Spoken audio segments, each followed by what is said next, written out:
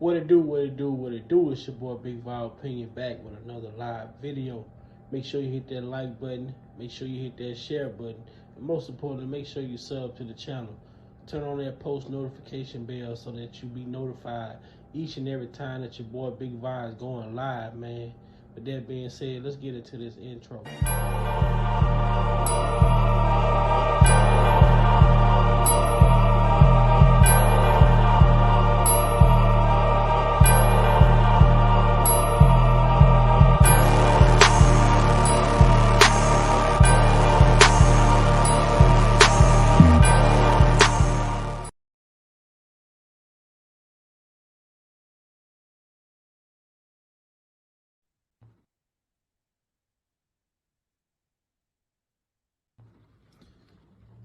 Welcome to Big Val Opinion. Moderators.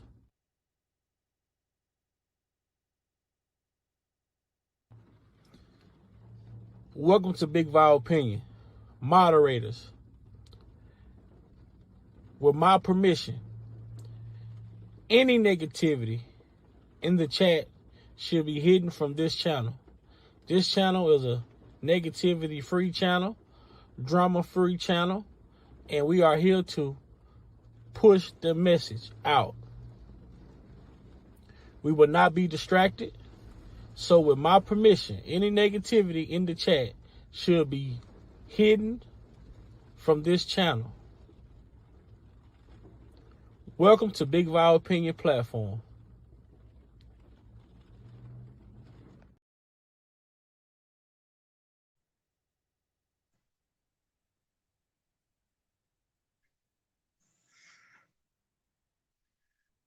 Don't be shy. Hey, say that shit.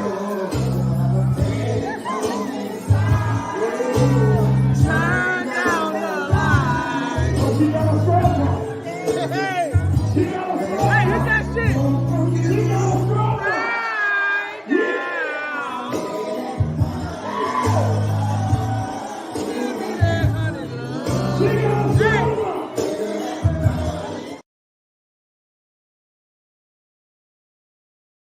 Oh, baby, yeah.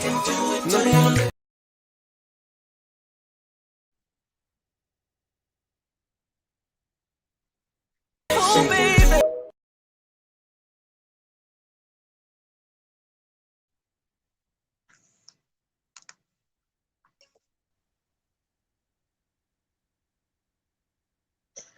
Jeff, what up? Yeah, it's the Pop Pipe Yo, on my Big Val, what's poppin', bro? Man, You hit? You hit? Chicago. I hear you jamming over there. Oh, John Juan and them. What you got going, bro? Yeah. Hey man, just chilling out, man. Tomorrow my birthday, so I'm just chilling. Okay. Oh, man, I'm glad you told me, man. I might have to turn it up a little bit for you tomorrow, man. Appreciate it, bro. Oh, yeah, man. What you been cooking in that studio? Oh man, I got to send you some new heat, bro. I got like 4 songs into my next album. Okay. Oh, definitely. You know I'm gonna push that shit. Man, bro. I'm gonna play it.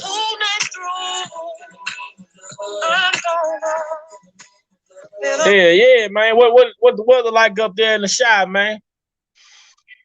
Man, be honest with you, it been like gloomy all day, rainy. Yeah, I know how that shit feel. It's been kind of mellowing out lately. Pardon the body. Yeah, but it's been pretty cool. It was like freezing like a week ago, so I can't really complain because we up to like 40 degrees when we got as low as -5 or something like a couple weeks back. So I can't really complain. I'll take the little rain. Yeah. Well, I know when I went up to Minnesota, boy, it was snowing and cold, and it's -7, negative below about 5 or 7 somewhere up in there. Oh yeah, well, Minnesota get it a little bit worse than we get it over here too. Oh yeah, man. I'm telling you, man, I don't miss that shit whatsoever. I don't miss it whatsoever. Right. I know you I said love take the me man. back down to the South. You know what I'm saying? I'm down in the South. Yeah. Yeah, hell yeah, man. But I mean, but hey, it's a lot of people around the world waking up to this bullshit though. Uh, this bullshit with this case, bro. And you see Jennifer, she going back challenging a lot of these default judgments that Kells lost. I know yesterday you had to get off, but I had pulled up a couple articles where she's challenging, these default judgment that he lost, to the landlord, Heather Williams, other shit, man. Them people hit that man. Man, I'm still trying to figure out how the hell this landlord, they award this landlord $3.5 million. Right, bro. And you know what it really was? It was really formality because, and Jennifer Bonzine raises a great argument as it, pertains to ineffective counsel. Because how could y'all sit back and allow this? Jennifer Bonzine and her law firm is multitasking when he had multiple different law firms before, and she's covering more ground just with her and her team than 3 or 4 other teams were doing by herself. You know what I'm saying? She, because they shouldn't have never been able to get $4 million when he wasn't even he didn't even accumulate that much in rent. You know what I'm saying? Right. And that's what I was telling. Like, I think me and the sister Skylight was talking about this when they was talking about the situation with, uh, him needing help with the rent or whatever. I'm like, man, I just don't know too many places. Like, I can see slumlords, letting you get away with that shit, but you talking about legit places letting you get away that long without paying your rent? Like, nah, I never heard of that. Never heard that. You miss 1 month, shit, you still gotta pay. You late 1 month to the point that you missed the month. The next month, shit, they putting paperwork on you that fifth day. If you ain't paid your rent due 3 days, you get your courtesy day. That fourth day, that fifth day, they putting papers on your ass.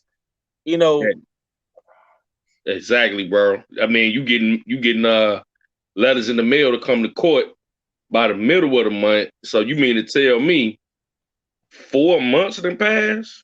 I don't know. And this shit, even with this studio. Now, the type of money that this man has generated in his career, how the fuck is this man paying rent at a studio? That's so crazy, being in it itself that he would even have to be in a predicament like that. Like, with some shady business going on if this man is at, the caliber of artist that he was, something like that is somewhere where, and a artist, like a local artist could be, like myself, can go to that. Yeah. Right. You see what I'm saying? That's what I'm like, Chicago Tracks, whatever the fucking place called. But you talking about a icon. And I can understand if it's a rapper, if you just like you go and punch in, you know what I'm saying? When you go, you have your shit with you, you just go and lay your shit down and get it mixed. Somebody do the mixing, or you might do it yourself. But we talk about a person like Kel.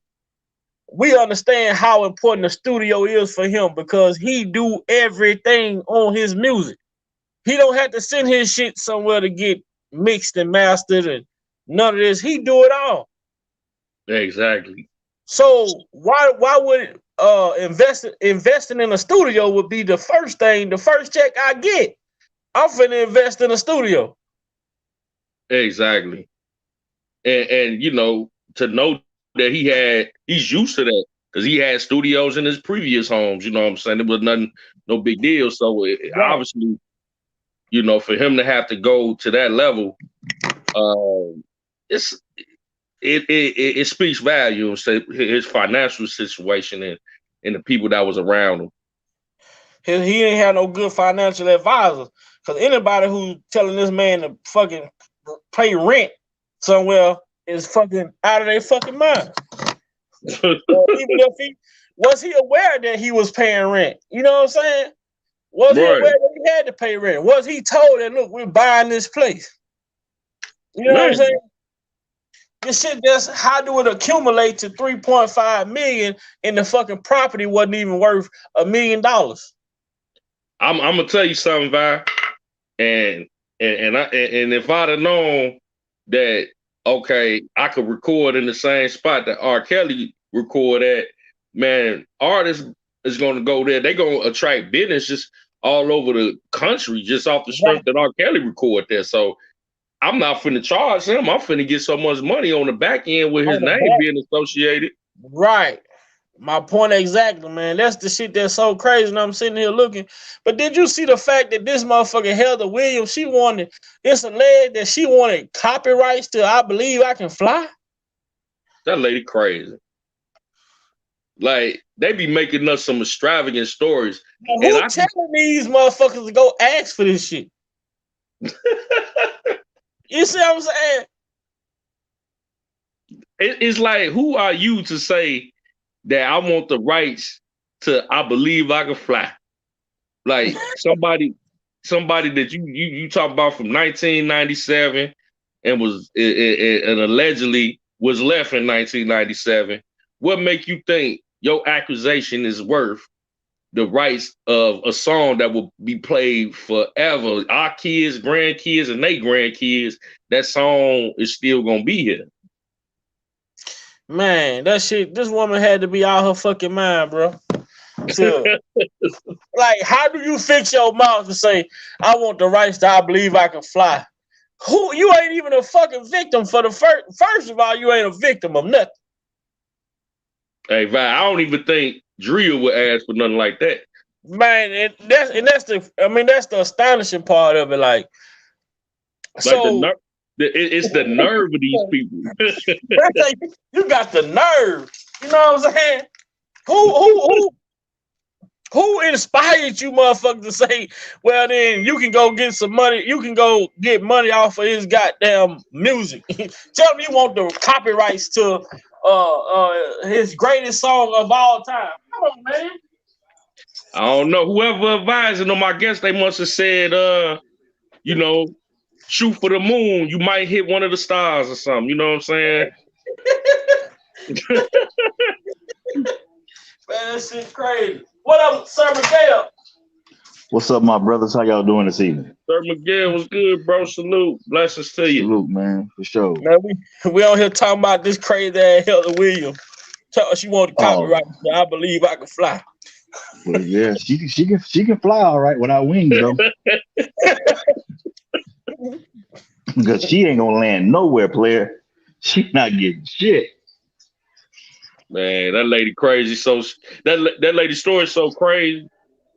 It's like one of the craziest ones. It's almost as crazy as that one chick in Chicago Federal that said that she hopped on the airplane when she was 14 or 15 and she didn't have no ID. Okay, let's break that down real quick. First of all, we all know that you're not going to get on any flight anywhere in the United States before 9/11 or after 9/11 without a boarding pass. Number one. Number two, you ain't gonna give them no code. Number three, you just not gonna show up to the airport and you underage without your parents knowing exactly who you getting in contact with for wherever you going. Right. At the end of the day. So that was a bullshit ass story. And at the end of the day, I honestly believe that young lady never had nothing to do with R. Kelly either. I'm just gonna keep it 1,000. Right. So even though she would have been with somebody from the entourage, when they asked for her birth, she still got, by her being underage, she still got to have birth certificate, proof of ID, something. Exactly. And the person, an adult that's with you, got to have some type of proof to show that y'all are related. Exactly. Because you know what's funny about all of this, man, and even with the young lady, the so-called hair braid. The original hair braider just came out not too long ago.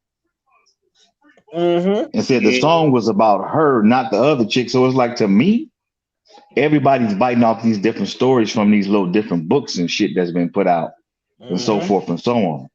You know what I'm saying? But if you think about it, of all the young ladies, are the ladies, let's just per se, how many have we actually seen pictures with R. Kelly? How many? Number one, number two. I mean, Yeah, I would say about two. Okay. And then you seen in the video with them in the mall shopping, right? Right. Remember? Okay. Where everybody else at? he only had Joy and ass in the mall. Well, shit, I only seen Joy in there. Exactly. Okay. So with that being said, the only time you seen Geronda Pace was outside the courthouse. Right. Now remember that. Now remember that story she told about the buses being either around the corner or in front of the courthouse, and they got on the bus, her and her friend. Bullshit. Mm-hmm. Bro, now that I have a little bit more idea of where she was coming from, she was coming from like Streamville or something like that, Illinois, to Cook County Jail, bro, on a bus, like in a car. It's like an hour and a half, right? Yeah, in a car is like an hour drive at least. You know what I'm saying? So yeah, a bus 2 hours. Yeah, it's got to be a bus. It got to be at least 2 hours. You know what I'm saying? And in certain areas, when you out that far out, and that's far out. You know what I'm saying? That's like they don't have no bus line, right? Yeah, that's like past Naperville, like just that's out there. See, they got a bus, but it ain't no express though. If it ain't no express, like, it's stopping. Yeah, like the city, like in the city, buses coming like every 15 minutes, if not every 10 minutes. You know what I'm saying? Out there, a bus might not come for every 45 minutes to an hour, you know, if that. So you had to be you that young where you're that calculated to map out your route to be there at the court date every day and back and forth. To be that young to even conceive to do something like that shows premeditation. You on some bullshit. You know what I'm saying? Right. You know, I mean, just to look at the whole dynamic of and knowing the distance, you know what I'm saying, is crazy to think that she was there damn near every day of the trial and going through all that traveling. And then see the narrative, the false narrative with that one was that, oh, he was, you know, in the crowd. He didn't spotted some young girl while he was at trial and he took her in a limousine with her. When actuality, when you look at her story, she didn't come in real contact with him until a year later after the trial. When she came to the house, she was invited by one of his friends, not him. You know what I'm saying? One of the entourage members. Right. Right. And the sad part about it is, if you listen to her story and what she said and how she said it, to me, it was like the jury didn't get the gist of what she was saying when she was saying how she hopped the fence, how she was at the house when he wasn't there. That should already tell you in the back of your mind, this broad is crazy. Crazy. Then you talking about you drove around his house 50, 30 times or whatever it was. And then when she got to the gate, when she got to the gate and they asked for ID and she had to leave. Right. But to me, you being an adult, you couldn't see through that bullshit as a juror. Come on, man. But you see how she tried to lie though. You see what happened, right? What I just said. What I just said is how she tried to downplay of having a fake ID. So you went to the courtroom, but the only way you can get in the court was to be 18 years or older. So she presented the ID at the court, and she was able to get in the court with the ID that she presented. Then you get to his house and they ask for identification. Now you don't have it. Right. You see? So now, like, well, then did she have a fake ID at the court?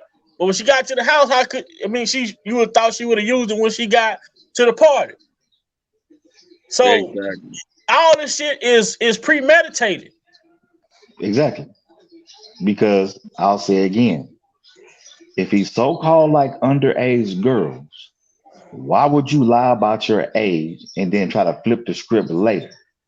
Because if I'm not mistaken, didn't they say in his storage he had copies of people IDs and everything, Uh-huh. all that shit?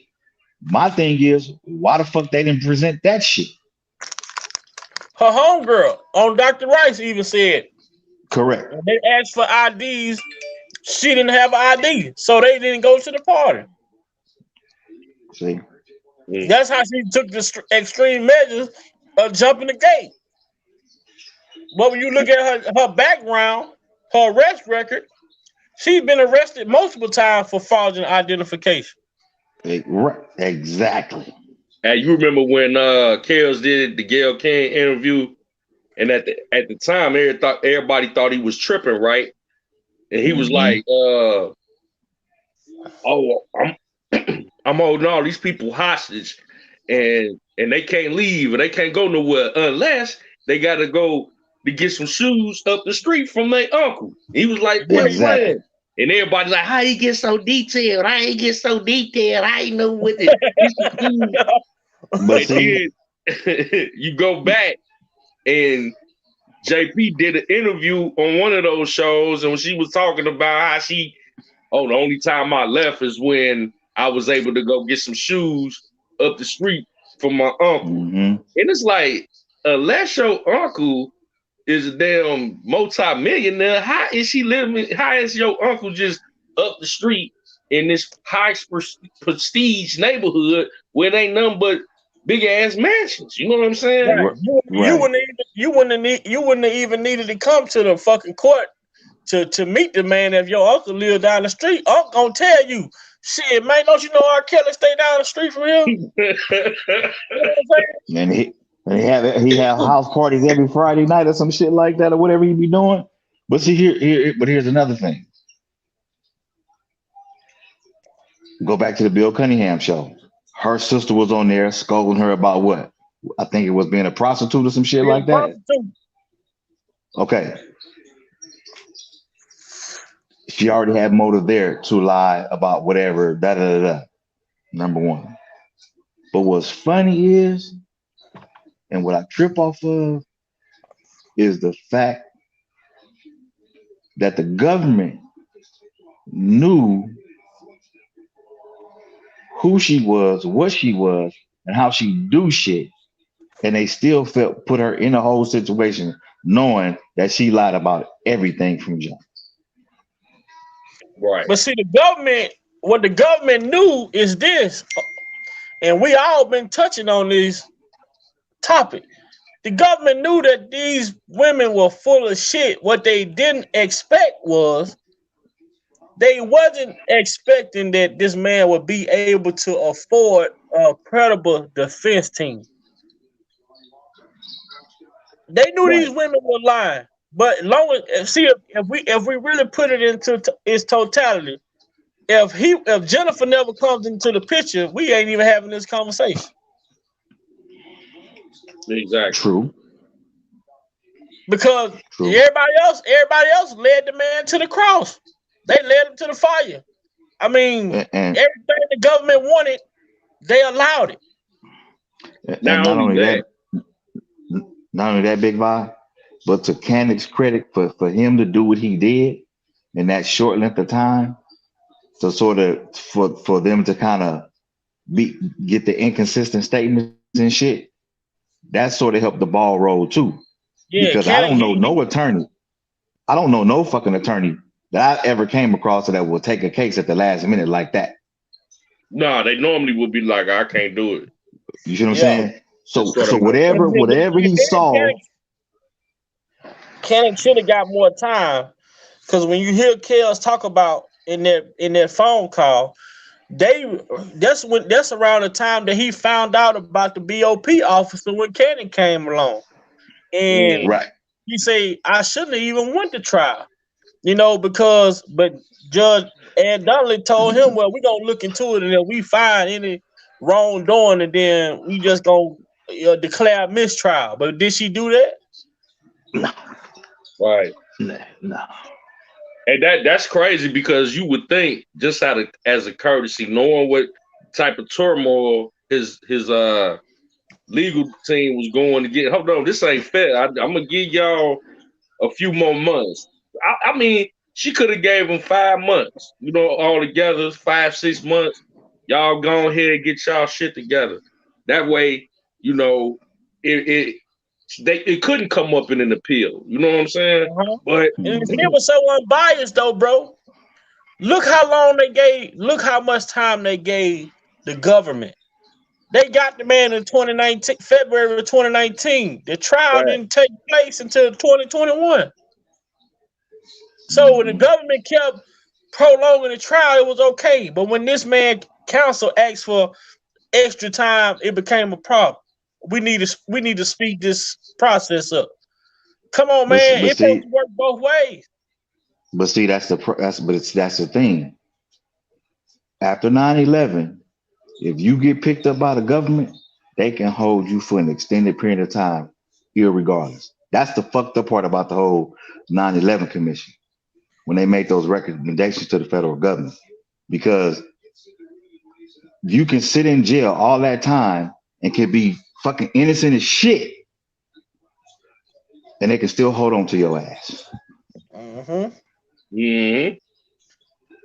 And see, that's what people failed to realize when a 9/11 commission came into place after the New York shit, the bombing and shit. That shit was that. Yeah, see that those recommendations that not only counted for terrorism, that counted towards regular citizens in the United States as well. Mm-hmm. See, they already a step ahead. So guess what? That's 2001. 2002, whenever shit happened. Can't remember right offhand. Here it is, fucking 2023. I'm still trying to. So if you look at it, they already 5 steps ahead for the next shit. Mm-hmm. Look at these Ricos popping up out of nowhere all of a sudden. But we ain't going after the organization. We're gonna go after one person. Young Thug. Just overlook all the other corruption surrounding that. And it's so crazy that, you know, that speaks volumes to how the Eastern District of New York was even able to present a venue for this man to be tried in. Like, no victims are from the state of New York, but just because they put a cap on it by the name of Rico, you know, they could try him in any district they so choose. Exactly. So, I mean, it's like if we look deep into the offices of the Eastern District of New York, where a lot of corruption is coming out of, as a result relates to Rico and racketeering charges, you know, it makes perfect sense because we were just speaking on JP. She never left Chicago. You know what I'm saying? Exactly. So how can she be tried in New York? You know, the so-called interstate commerce shit with a telephone, basically. Oh my God. Yeah. See, it's that little shit in between. And this is why I say if you ever get into a situation and you don't understand something about the law and your attorney rattling some shit off to you, and you sitting there, you thinking you understand, but you don't really know because it's kind of bullshit in between. They change shit, or it's this word versus this word, or and or that, this, the, all that type of shit. You're confused yourself. You know what I mean? Right. So they can throw some shit at you and say, "Oh, take this plea deal," and you say, "No, I ain't gonna take the plea deal. I want to fight it." You go fight the shit. The next thing you know, you got 25 years versus 17 because you know you innocent, but these motherfuckers can put some trick shit on it, change the verbiage and the language and the shit at the last minute. You screw. So whether you're innocent or guilty, you can still get fucked no matter what, based on language. And if you think about it, pen to paper. That's where they get you at. So if you don't understand it or know shit, your own fucking lawyer can trick you out some shit just to get his money and get the fuck on. But Exactly. you take somebody like Bonjean, who gives a fuck and who really cares, she ain't taking no shit. She ain't scared of the government. Exactly. A lot of people scared to challenge him. She not. Not. And one of my favorite cases that I looked at was fucking what's my man name? Murder Inc. Got When it. full throttle, gung ho, government wasted all that goddamn money. Man. All that money. Wow. All that money. And they won. That was a hell of a case. You know what I'm saying? A hell of a case. And that lets you know, like when they say, like, oh, the feds got you this, did that, the third, they interpreted different phone calls. And when it was presented to the judge, they thought that they was talking to this, big time drug lord, like speaking in code. But whole time, Irv Gotti was talking to his wife about what they were finna eat for dinner that night. It's like the judge, like, what are we talking about, man? If y'all don't come about my courtroom with this goofy ass shit, you know what I'm saying? And it was embarrassing. The government got embarrassed in that trial. Exactly. When they get embarrassing this shit, they would care. Mm-hmm. And they know. And I'm gonna tell you something else. Who Jennifer Bonjean remind me of Johnny Cochran. And if you go back, and this is even before OJ, I had a chance to kind of see some of his stuff, man. He was another hard nose that they were scared of out here. He didn't give a fuck. That's why he was so successful in his cases. She's a female version of him, but what I like about her is she don't brag, she don't boast. It's like when she walk in the fucking courtroom, it's like them motherfuckers get shook. I'm telling you, man. Look up this young dude that got the guy out, Vincent Simmons. His name Justin Sabonis. He got that attitude. He won them. He get a lot of innocent convictions overturned. His attitude toward the government is fuck him. Mm-hmm. He talk so much shit. He do the press conference. He get up. He act worse than Tim Savage on them press conference. His name Justin Sabonis. Mm-hmm. Man, the dude, he talked about the government so bad, how they railroad people, doing litigations and shit, man. He talk his shit. And let me say this, man, and I just saw this earlier today, and I didn't get a chance to send it to y'all, but I'm gonna send it to y'all. I hope I saved it. But let me show you how fucked up people can be. It was a black young man, his car got shot up 100 times. And he got hit 9 times out of 100. Young dude. Why do you think the police shot him? It was in New Mexico. Just take a guess. Anybody? Shit, why did they shoot? They thought he had a gun. It was his cell phone or some shit. No, his wife lied. His wife lied and said that he wanted to get shot by cops. Wow. She trying to get some insurance money off of nigga.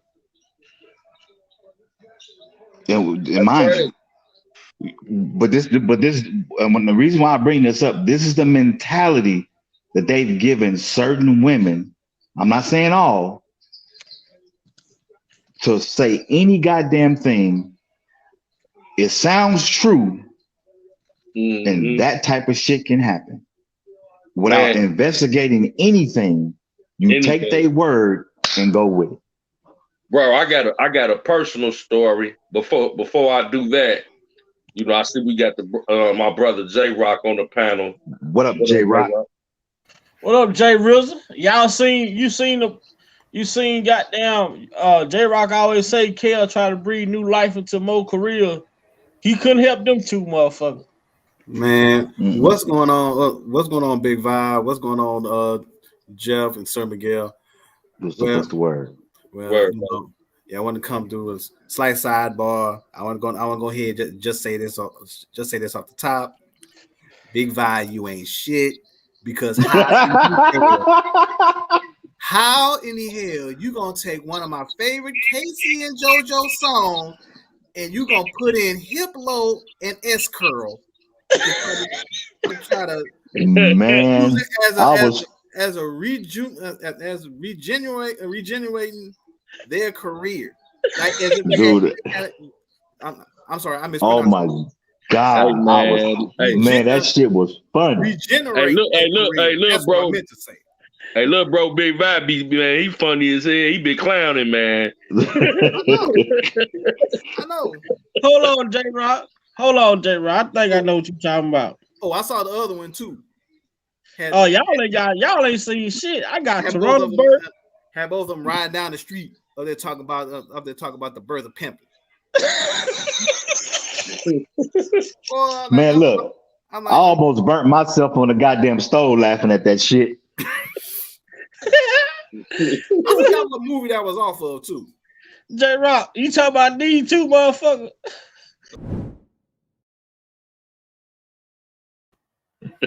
And you see, that's one of my favorite Casey and JoJo songs too. Now I can't unsee that shit.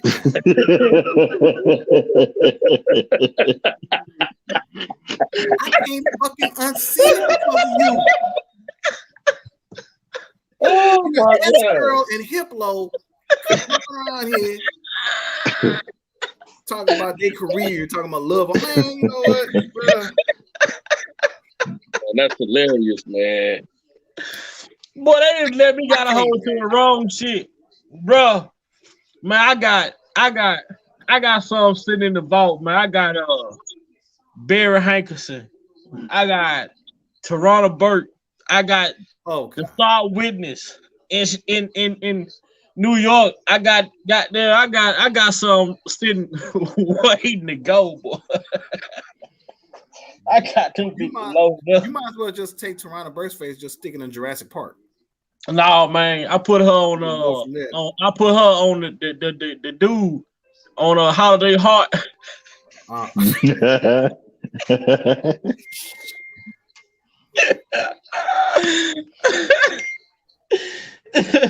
name? Big Rain. I ain't fucking with Big Vibe, man. No. I can't. Don't do it, sir.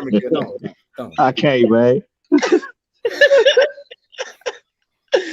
Boy, man. His ass been on the roasting. His ass been on the roasting session for the last 2 weeks, goddamn, with these videos. Man, see, everybody in your family was a sister pimp.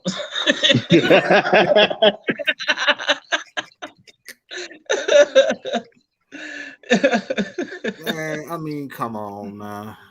I mean, you got absolutely no chill at this point. I mean, I was like, damn. I was like, when I saw the pause, like, he done took Casey and JoJo in this bitch. This shit now. I got fucking 5 heartbeat scene. Man, I got so much shit in the vault, man. Bro, I'm on their ass. Maybe Tim gonna come out the bushes again. Man. Oh shit! My damn. But this is what it's about, man. Having some humor. Add some humor to this shit, cause this shit is crazy when you think about it, man. The more you think about this shit, like every day I read different articles, and I sit here and like the more you read, the more you uncover like how much corruption. Like this is one man versus a fucking. It's like a systematic attack. Man, to take down one person. Big Vibe, what have I been saying? Every time I've been digging, I found out different stuff all the time. Especially when you think about when his New York trial started, which started August 18th, 2021. which is exactly 1 week before the 20th anniversary of Aaliyah's death. Mm-hmm. You decide to wait right on the heels of a 20th anniversary to have this damn trial. And then Aaliyah is the first thing they address during the trial. The bribery of fish. Right.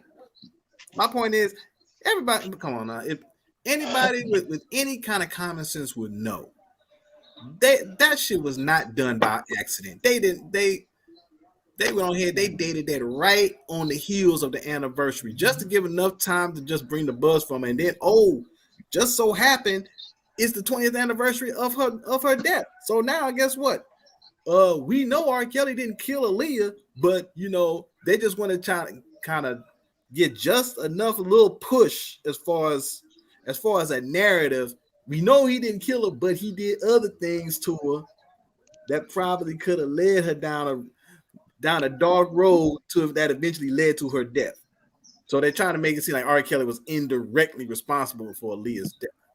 Man, the only thing R. Kelly was responsible for was helping her career blossom and giving and producing a multi-platinum classic album for her. Exactly. Mm-hmm. Exactly, Jeff. That's just crazy, man. Like the way it's just so disrespectful to Aaliyah's legacy. Like, can that young queen just rest in peace without y'all just have to keep putting salt on her name? And she done told y'all said believe all women. Now, I mean, when y'all wanted, is it believe all women when it fits y'all narrative, or just what is it? That's exactly what it is, Jeff. That's exactly what it is. Only when it fits that narrative is when they believe him. And then to the girl that jumped up and said that Aaliyah was her mom and R. Kelly did all these things for other little girls, other little girls besides her mama too, and saying Aaliyah was her mom. I just got one question for her. Who sent you? Who sent you? Because there's no because I'll tell you right now, we ain't here hide no hair of this chick at all during this whole other. Once again, you ain't worth the damn. Here's the thing, and I always say this: social media make people think they're smart, but they're actually dumb at the same time. Yeah. I don't think nobody sent her, because if you look at the background, she has drawings and pictures of Aaliyah on her fucking wall.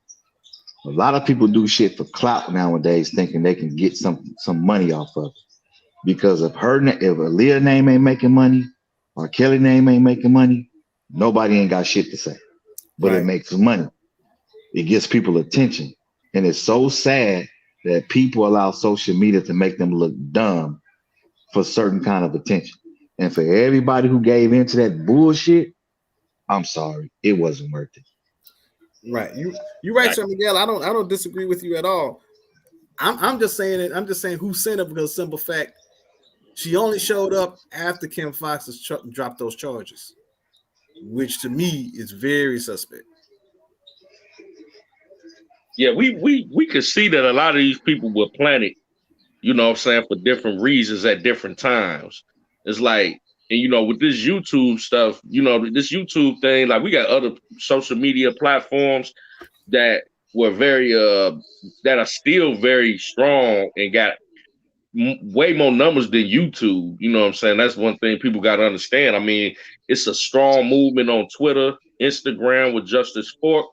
Facebook groups is off the chain. You got 20 to 30,000 fans. R. Kelly is a global super mega star. So this small demographic here on YouTube could never, represent the totality of his support system. But our people are visual people. So these constructive YouTube videos serve a mighty purpose. And it was to see this, in 3D, to the general public to have easy access to it was a huge threat. So yeah, they had to counterproduct against that. You know what I'm saying? They had to counteract against this YouTube stuff. So you see where the distractions are coming from. You see why they are being generated, because it was constructed that way. You know what I'm saying? It was done by design, and you have characters like that young lady to come out when her mother vehemently deny her even knowing who she existed. You know what I'm saying? So it's like, that's crazy. You know what I'm saying? You don't even have, you got this woman listed as a Jane Doe. She is deceased, and you don't even have a family member here to represent her when she's not even here to represent herself. But you got this young lady over here with these inflammatory claims. Come on now. You know, and then you look at TikTok, which is getting stronger and stronger by the fucking day. You know what I mean? Where people can just throw up reels and say some shit, and it fly. What I told you when we talked about it, I said that motherfucker trying to get her. I said that's somebody trying to get their TikTok monetized. Yeah, exactly. And the shit works. Exactly. The shit works. And see what she ain't gonna anticipate is R. Kelly get through all this, and he drop a suit on her. Now all of a sudden it's gonna be a problem. She gonna be out here like this, then J-Rock.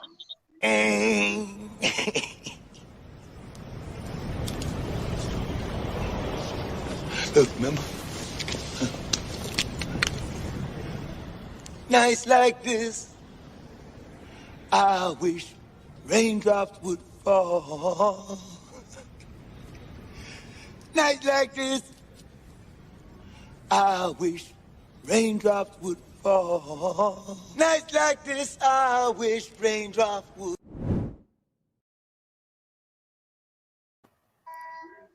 Boy, I swear you ain't. Boy, I swear, damn, bro. Right, clowning, man. I swear you ain't worth a damn, bro. He just killed me with that. Man, he was out there looking like chapter 7.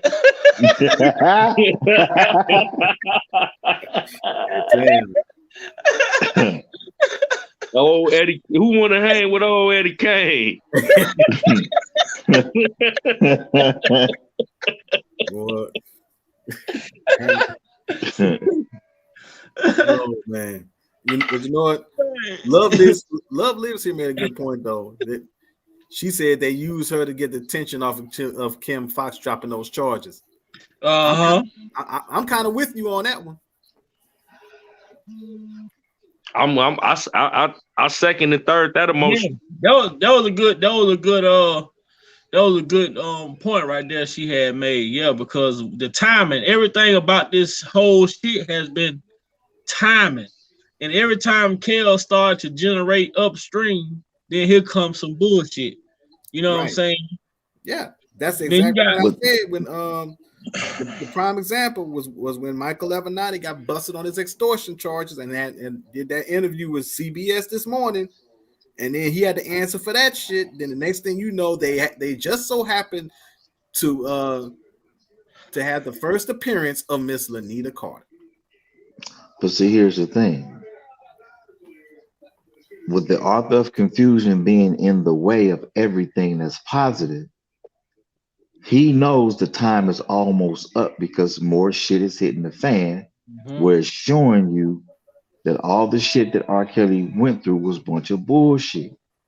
So when there's light at the end of the tunnel, there's always some shit that still seem like it's going to deter something because the light is getting ready to be exposed on the bullshit. So that's going to clear the path for him to see his way to winning his appeal. That's what all this shit is. Absolutely. Because the thing about it, every hand has to be shown. You're not gonna get the result you're looking for until every stone is overturned. And this is the thing with the government. This is now those stones, the key stones that we don't know about is the ones that were under seal that are starting to become unsealed.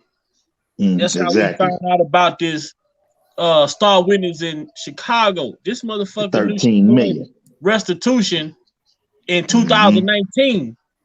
Now she's asking for 13 million, like I asked yesterday. Who the fuck the other 7 million for? When they say roughly the amount when they sum it all up to $20 million. So she of her family is asking for 13. What are the other 7 going to? Well, if you think about it, all the lawyers that's in play gonna get 33%. she's not gonna even get the full 13 if that was the case. Because the one thing I learned, motherfucking lawyers, you the one that go through the shit. Perfect example, Benjamin Crump. He fighting all these motherfucking cases, but his ass gonna get 33% of whatever it is, whatever the family sues. So if you think about it, the family don't really get that much fucking money. Winnable, and he only fighting winnable cases now. He ain't out here fighting cases that you can't win. So he know he gonna get that 33%. But I'm saying that's standard across the board. It's 33% across the board. It's fucked up because the lawyers, all they doing is doing the paperwork. But the family that went through the bullshit, the suffering or whatever, they get the fucking crumbs. Because I saw a dude that sued a gentleman in Seattle. He sued the Seattle Police Department a couple of years ago. He got a settlement of 1.5. How much you think he got out that 1.5? About 275. 160. Wow. Yeah. 160. You know what this whole situation reminds me of are like class action lawsuits. I've been a part of a few of them, like previous companies that I may have worked for. Someone filed a lawsuit. You get something in the mail, and you may not have had any discrimination or whatever the lawsuit may be about happen to you, but you stand a chance to get some money if you sign on the dotted line and want to be a part of it. Yeah. You know what I'm saying? And 9 times out of 10, you gonna cash out. Yep. It's funny you brought that up, Jeff, because I remember when Denny's had that big time discrimination lawsuit, and I had fucking family members fucking getting $10,000-$12,000. I said, you motherfuckers ain't been at Denny's in fucking 10 years. I said, you motherfuckers want to jump on the goddamn bandwagon and you niggas ain't been hurt. Stop lying. Yeah, I remember that Denny's lawsuit because it all stems for those black Secret Service officers that tried to go get served at breakfast and then they got turned away. And then that started that whole discrimination suit right there. Man, everybody named Mama jumped on that fucking bandwagon. Everybody. I remember shit about 5 years ago, because you know I do pipeline construction, and I work all over Texas, but I was from out of state. So long as I had an out of state driver license or ID, I was supposed to be paid per diem every day, like $175, whether I had worked that day or not. But the company I was working for, on days that I didn't work, they wasn't paying me my per diem. They weren't paying none of us our per diem. So somebody filed a lawsuit against them. I got that shit in the mail. I signed that shit. They lost that shit. Was almost like 900 and something. It was a lot of money, man. I know I got a check for like 16,000 or something like that. Wow. Damn. Yeah, man. And we use that as an example, but the name, the brand, a mainstream artist such as R. Kelly is a brand. Therefore, it is a corporation, just like, you know, any other corporation. If you can prove that, or you not necessarily prove that, but if you get reached out to be like, you want to be a part of this lawsuit, and that's what happened. That's what happened, man. That's what the government did. Yeah, that's what the government did. They came at Chaos like a class action lawsuit, and all these women just jumped in. Yeah, right. And see, and to kind of go back on what Sir Miguel said earlier in regards to Denny's, which I remember, it was so big that Denny's had to go ahead and they had to go on their own personal PR campaign because they had to go ahead and they had to start launching commercials off after that, talking about the atmosphere at Denny's and talking about you are welcome, we welcome you established. They had to do a couple commercials after that because that really started hitting them in the pocket and giving them the worst kind of PR that they could have even imagined. I just got one. Matter of fact, I just signed for one a class action lawsuit last year for farmers insurance. For their rates being so high in certain areas and overpaying for insurance. Yeah, I just got one from my insurance company 2 years ago. A nice little check. I was like, okay then. Hey, that be them ghetto blessings, you know. I got another one coming for the house. I said, yes, bring it. Damn it. Show out, guys. You understand me? For real. Hey, like we say in the shop, man, let me rub that. You know what I'm saying?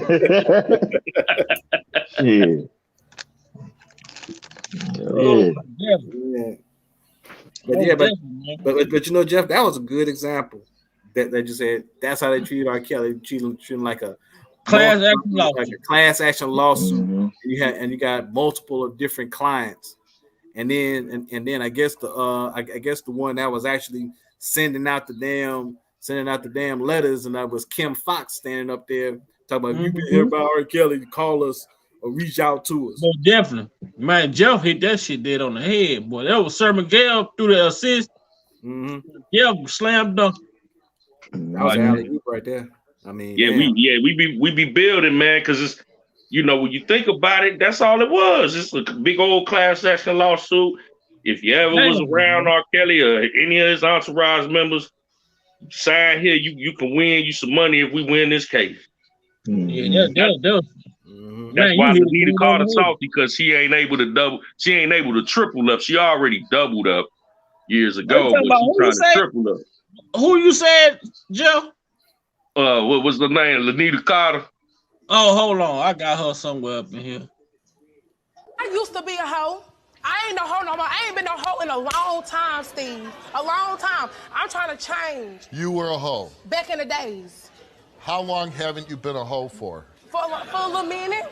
For a little minute. How long?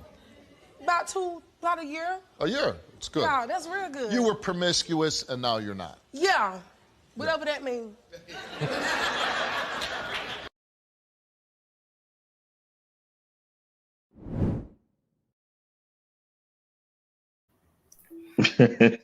Whatever that means.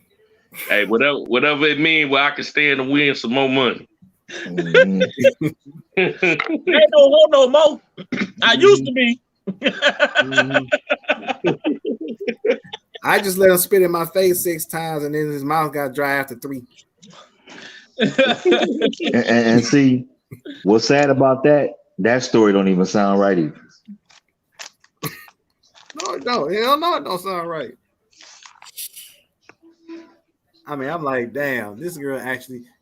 I was like, name me any black woman that let you spit in her face 1 time, let alone 6. I'm telling you.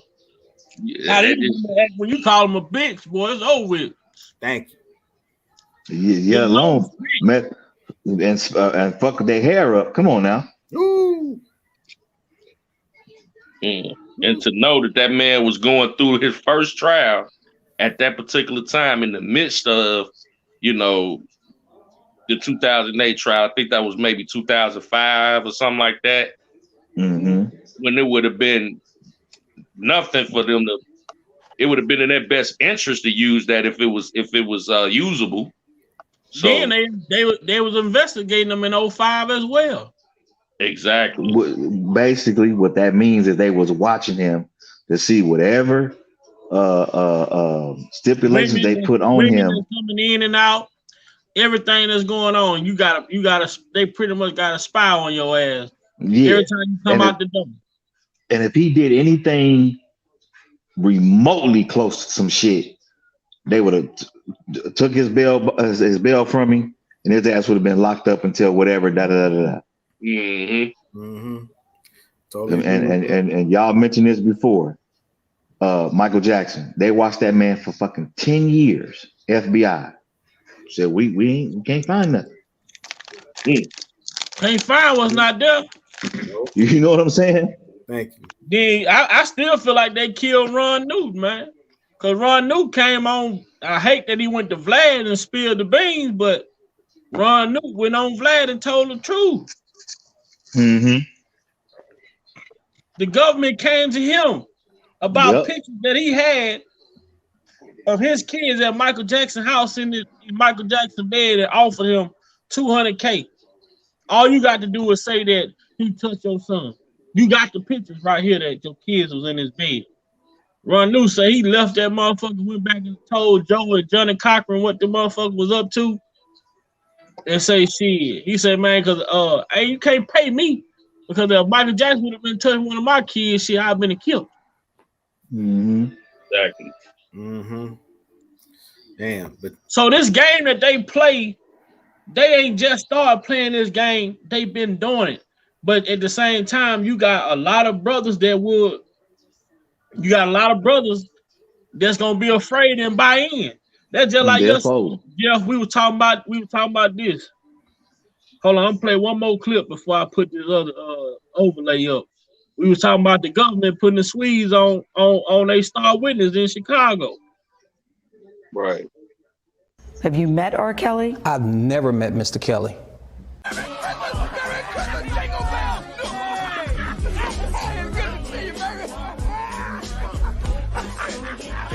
man, I feel good. Hey y'all, everybody, Barry Bush was looking for Pinky Knuckles.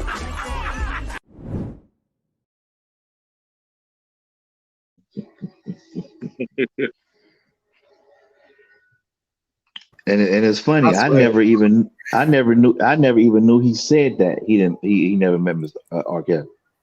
Yeah, that nigga tripping, bro. Ain't that some shit? Yeah, that's some wild shit. But you know what? I'm gonna go ahead. I want to send a shout out to our boy, our good brother, Black CEO, because he dropped a video earlier about a few hours ago, and it's called R. Kelly Chicago charges dropped by Kim Fox. Don't sleep. Yeah, he dropped that video about 3 hours ago. Oh yeah, I saw that. Yeah. Shout out to Black CEO, the truth and not the Jew. Yeah, I'm had to go over there and holler at my boy. I was over on this platform one day. We were talking about the dude with no legs that got killed, and I ended up having to come into work and got off of there.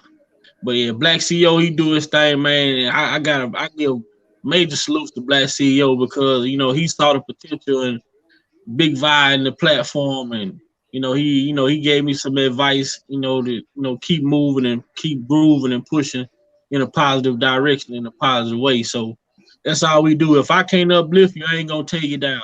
And that's just my motto, man. If I can't help you, I ain't gonna bring you down.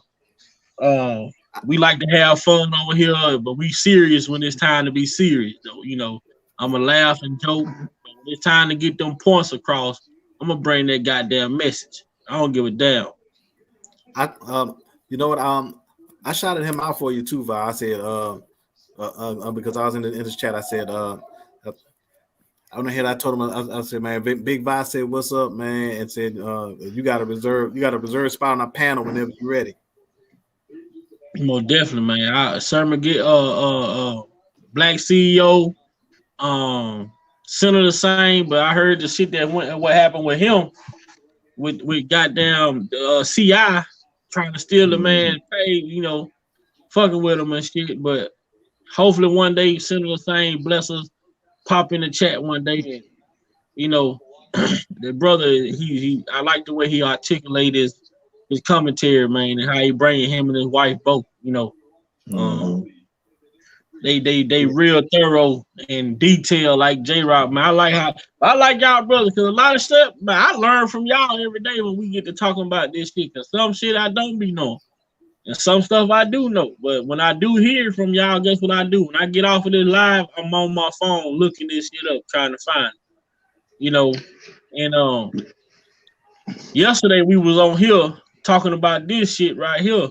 This is from the transcript.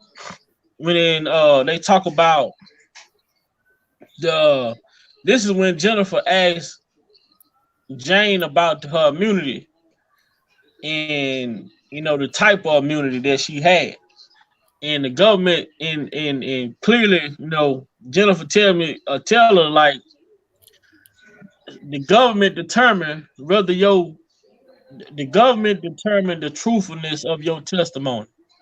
and whether your testimony was credible enough. And then they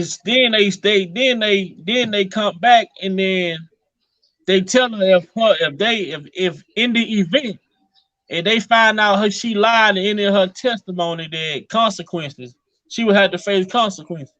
So what does that do to a witness?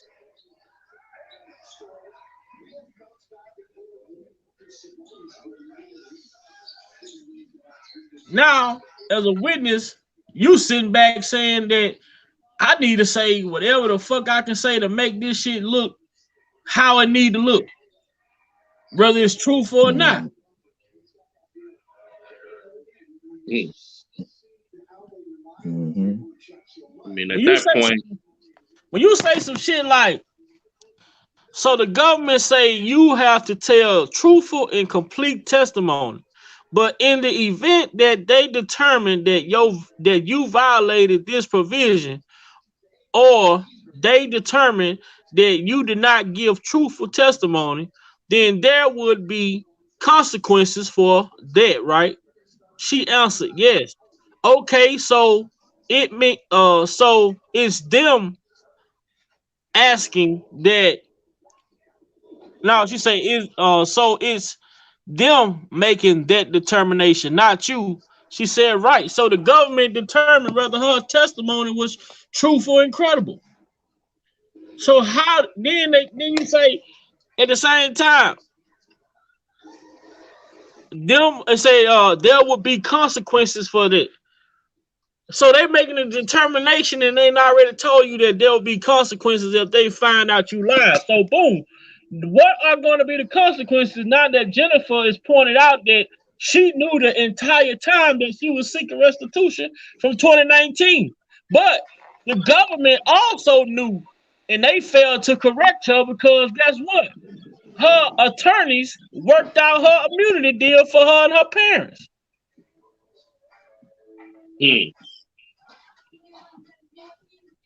It's in the motion that Jennifer, like the boy, it's in the motion.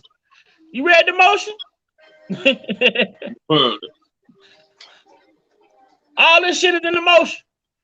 That it's in the motion that the star witness in Chicago and her parents obtained Brown Law Firm in February of 2019.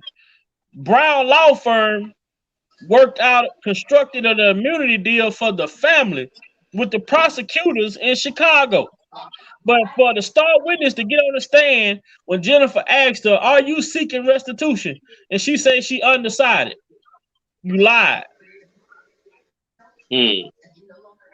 That's a major infraction because what was the motive behind your testimony is in question now.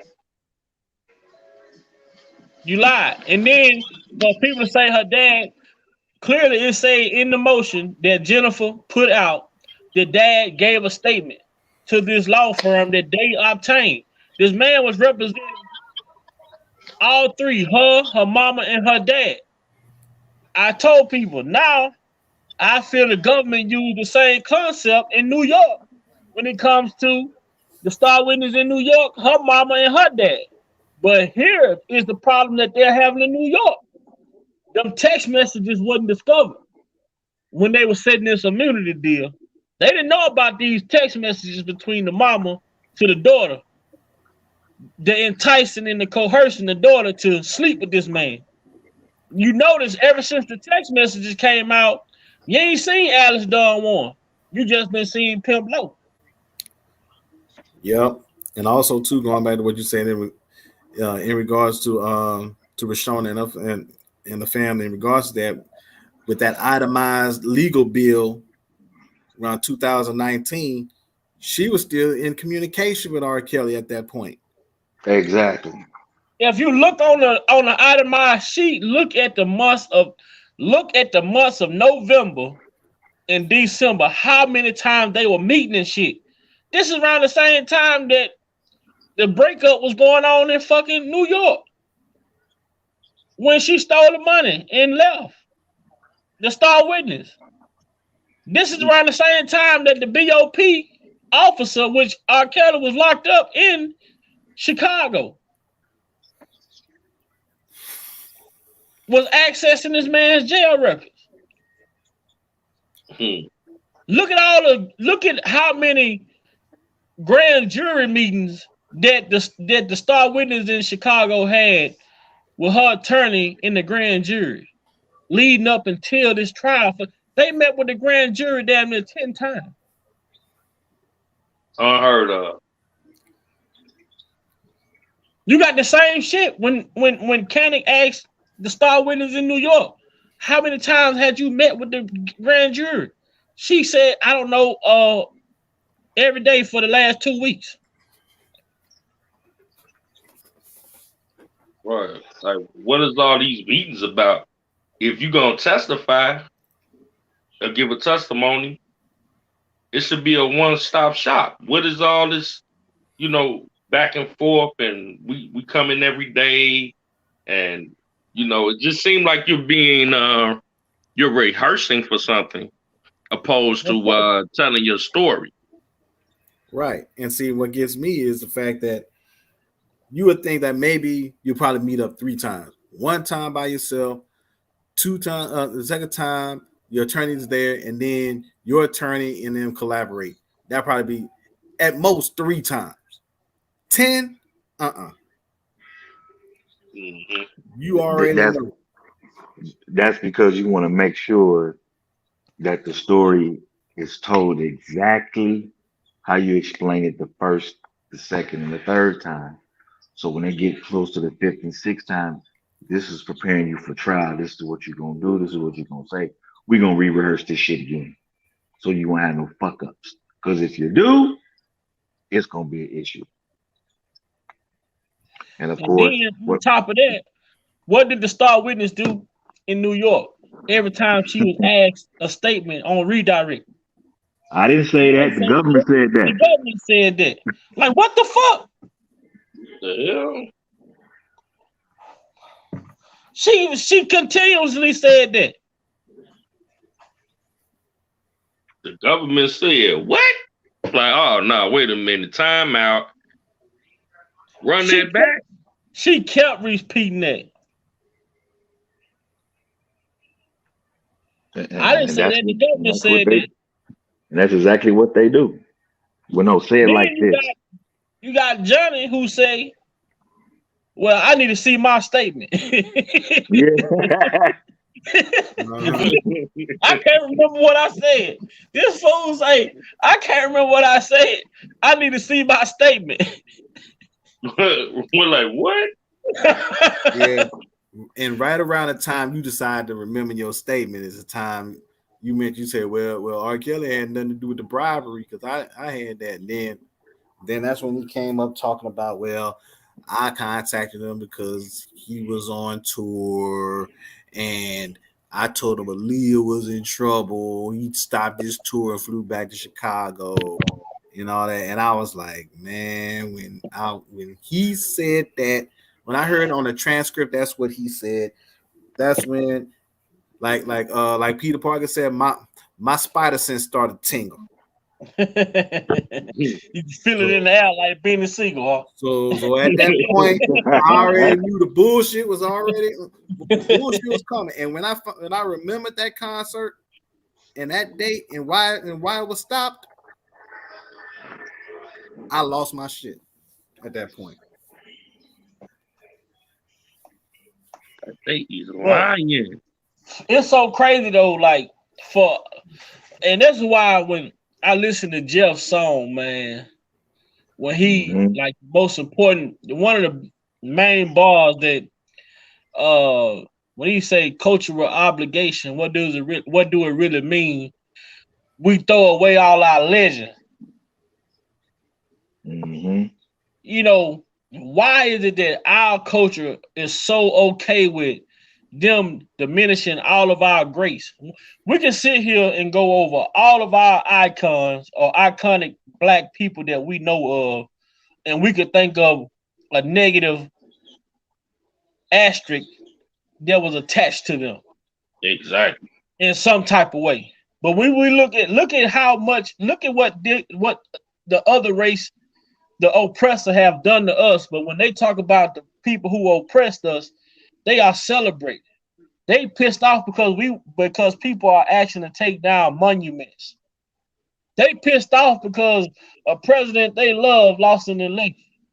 They pissed off over shit like that, but we out here allowing them to dictate and write our history when it comes to our iconic people. Like, and we sit here in the barbershops, and it'd be so crazy out here, niggas. Oh, that nigga pissed on it. Oh, Michael Jackson fucked them little boys. Oh, that motherfucker dope fiend. Oh, Whitney was on crack. Like, how do you all expect another group of people, another race of people to respect our icons or us as a culture? If this is how we talk about each other when we in the presence of these people that we're trying to impress. Let me And we answer see that for it you, all big the man. time.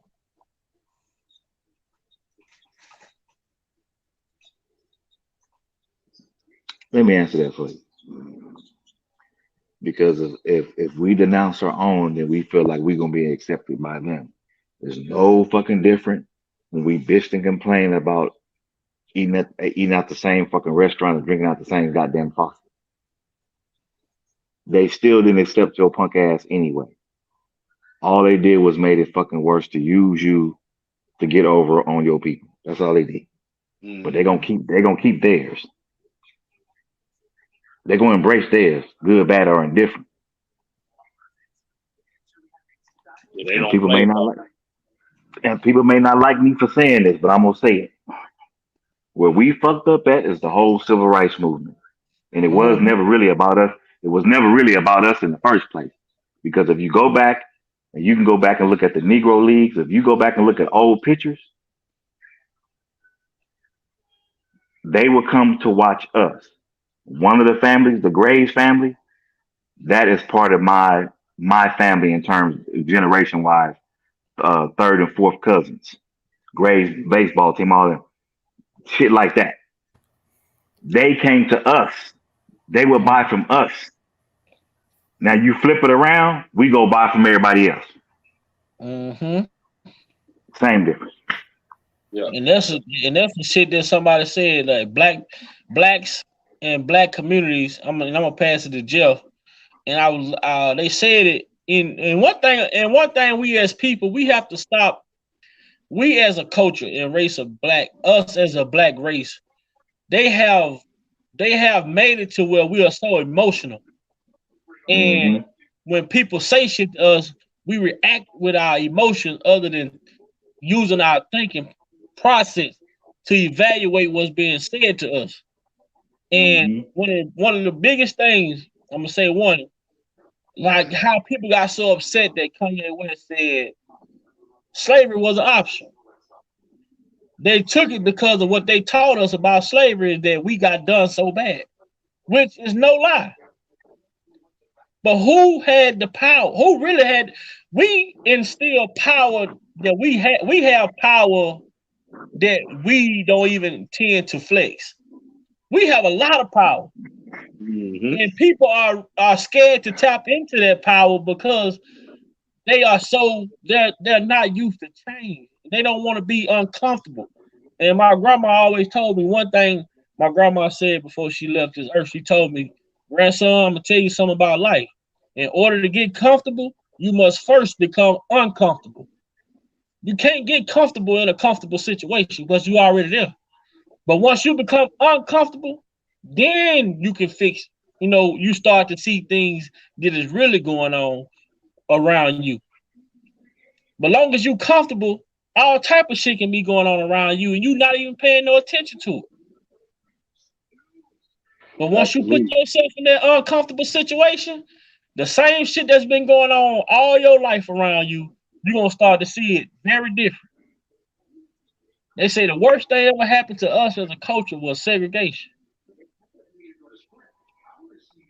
And we let thrive. me add to this. Go ahead, Dubai. Our people, look at how our people thrived before these people came in and integrated us. We had the Black Wall Streets. We had the doctors. We had the nurses. We had the surgeons. We had the first richest people in this world.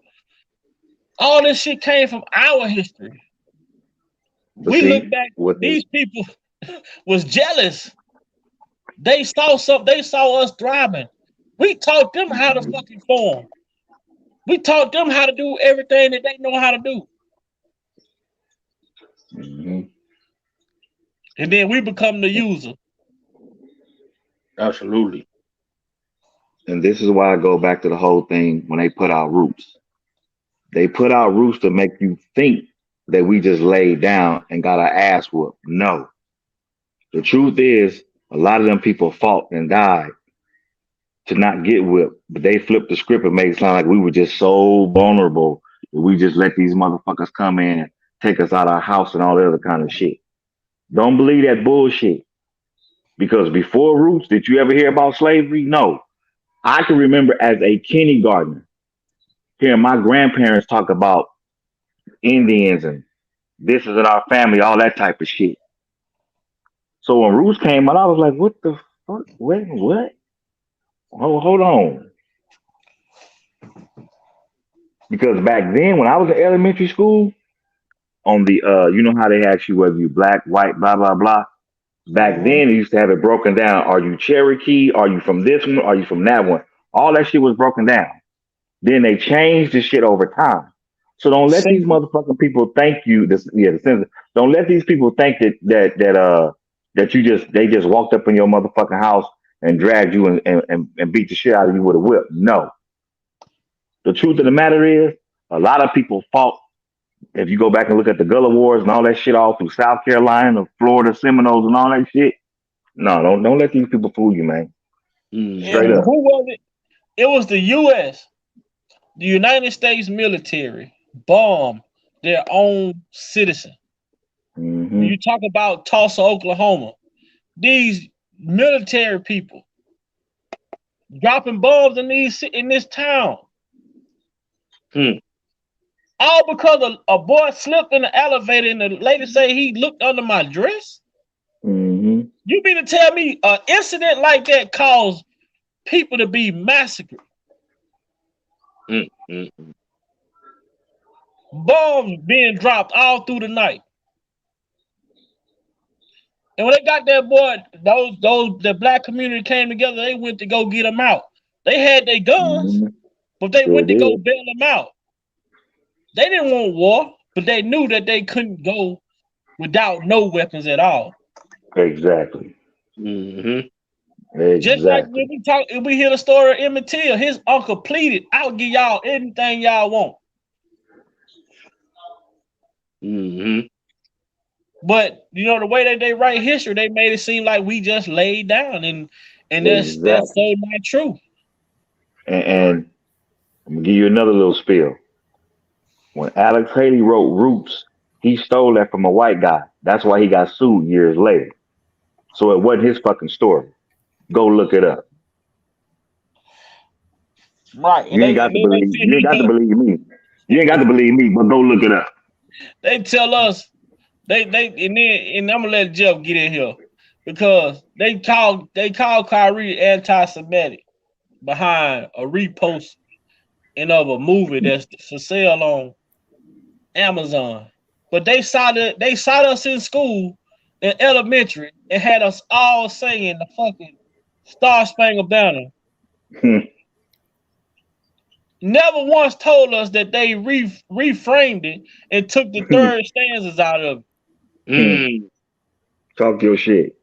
When you go and find the original version of the Star Spangled Banner, they talked about how our people were killed, the blood, how it smelled, how when our people were captured, they treated captured soldiers from Germany and over there way better than they treated our own people from their own country.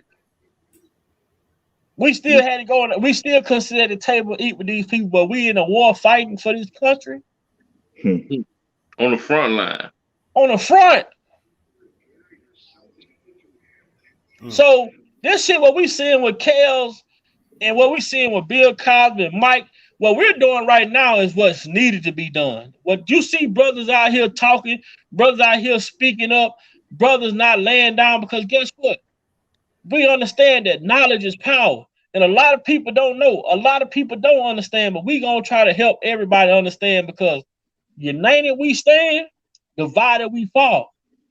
It's been a lot of people that's been misled, misguided, because guess what? Like I say, man, out of comfortability. People are so comfortable in life with material shit, and God done told us on so many occasions, we cherishing the wrong shit. We cherishing the wrong shit. Yeah, but know what else too though, and I want to go back to what y'all mentioned, the point in regards to I think what Big Vox said in regards to Kyrie being thrown out of the wolves by the media and being deemed as anti-Semitic. I'm gonna go ahead. I want to give a shout out to Jay Williams. Oh yeah, Jay Williams out there and said, "Well, why is it that everybody was calling Kyrie anti-Semitic, but Amazon was the one that was still playing the movie? Nobody had no smoke for Jeff Bezos." But you know why they had no smoke for Jeff Bezos? Jeff Bezos was giving these motherfuckers NFL $1 billion. He invested in the NFL. That's why you seen the Thursday night football game only on Amazon Prime. Yeah. Then he was finna invest money into the NBA for the playoff. That was the main that's the main part right there, because he's going to have NBA playoffs on Amazon Prime, because the NBA was already negotiating a deal with Amazon Prime at that point. $1 billion deal. Man, to add to what you brothers were saying with the whole, element of the race thing and everything, and the original conversation that Sir Miguel started was segregation was the biggest downfall, and I totally agree to our people. I would argue that, well, not argue, but add to that the second biggest downfall of our people was feminism. Because Jeff, you just hit a home run with that one, man. Go ahead and expound on it. Yes, indeed. Feminism, for one, that's not for black women. Feminism is a white woman's battle, a white woman's war against the white man, because that was due to inequalities as far as within, the white man had all of this power and the white woman that's their fight. Black men in America were never in a position of power to oppress anybody, especially our women. We were always in the same boat with each other. So we never had a leg up over our women. We were always in it together. But see, they created this illusion, you know what I'm saying? And our black women tended to adopt that ideology, but that's a smokescreen. Because when have black men ever been in a position of power to oppress you? You know what I'm saying? That's not your fight. That was their fight for equal back in the 1930s and 40s, for them to be able to right to vote and all of that.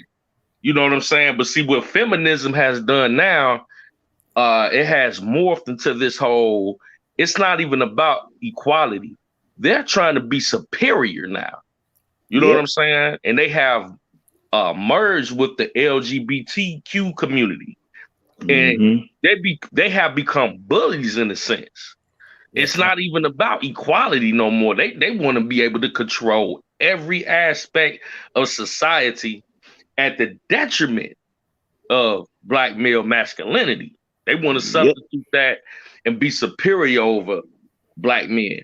But I wanted to add that because that was a major detriment to our society as well. Jeff, you absolutely hit it out the park on that. And I'm expounding a little bit more, because Shahrazad Ali had done a video, and she mentioned one particular point about it. She said feminism. She said that was not our fight with our men. That was a white woman fight with her man. Absolutely. But a lot of black women, they took that on, and they said okay, and they said, come with us. We oppressed, and we know you oppressed too, and then told them that narrative in that regard. And that's the funny part. She was speaking about all that around over 30 years ago. And then when you have feminism, and also, Jeff, you brought up a whole lot of key points there, but then I'm going to expand on it just a little bit more. The feminism movement, then it evolved going into the 70s and the 80s. Then that's when the media started getting involved, especially during the 80s, especially when around the time you start having the talk shows. Oprah started off. Then you start seeing Ricky Lake, Jenny Jones, shows about Phil Donahue. Donahue really kicked it off. You're right. Donahue really kicked it off, but then Oprah followed suit. Then you had Jesse Raphael and everybody else started to come around after that. Then when Oprah when Oprah came multimedia, then she started doing movies. Color Purple being one. Women of Brewster Place being another. I can tell you, like if you want 3 particular movies that really demonize black men, it's The Color Purple, Women of Brewster Place, and Waiting to Exhale. Those are the main 3.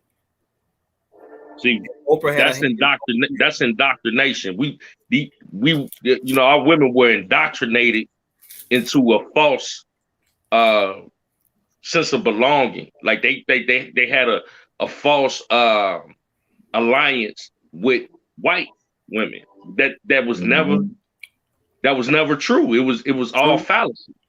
Yep, you're right. You know what I'm saying? So yeah, in those movies, I remember that. And we sit back looking like, man, what's going on? Why we have this disconnect in our community? A lot of it is the result of indoctrination through, like you said, those television shows, and what has that now has morphed into is reality television. You know what I'm saying?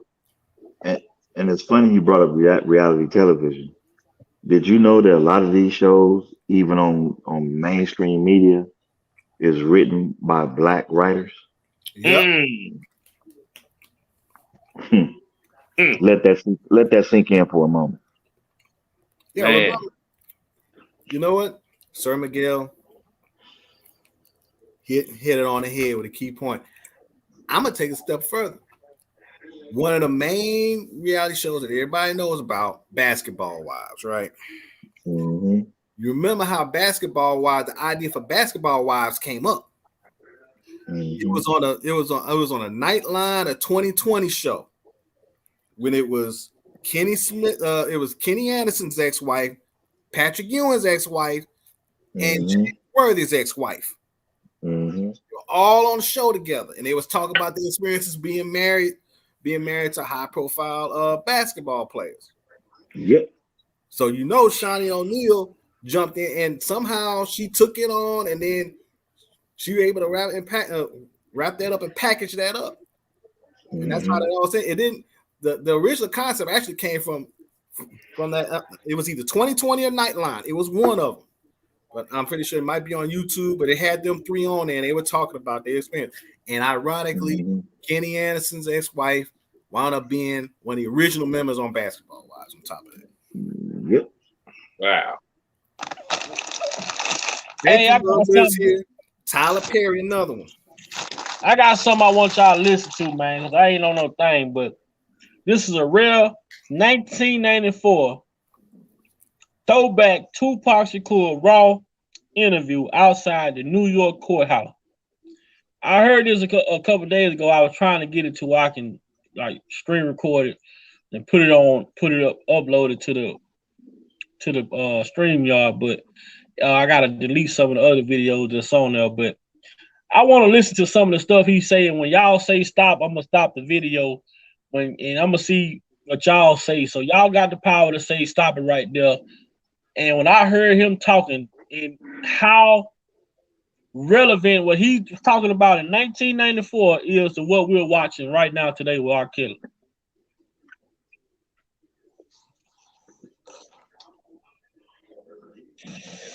They're making it bigger than they're making it so big. The charges. Can y'all hear it? Yeah. Yeah.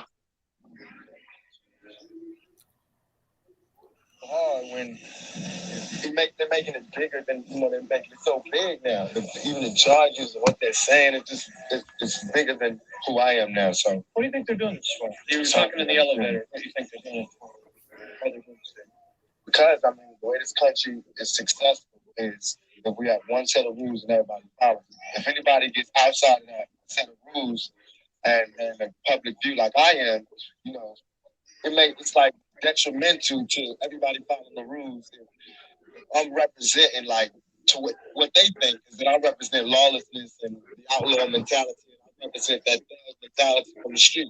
So they feel like if they can punish me, then it'll punish people who are not as brave as I am, who don't speak out against things like me, who not scared to walk through the streets with no bodyguard. So they need to put me in jail. These other guys, they don't have to put in jail because they can arrest them on smaller things. They can't arrest me on those small things. They got to frame me. They got to do things like this. They got to have 30 charges and none of them have to do with me. You know what I'm saying? How can you really, while all these cameras are here, everybody gonna start to grow on?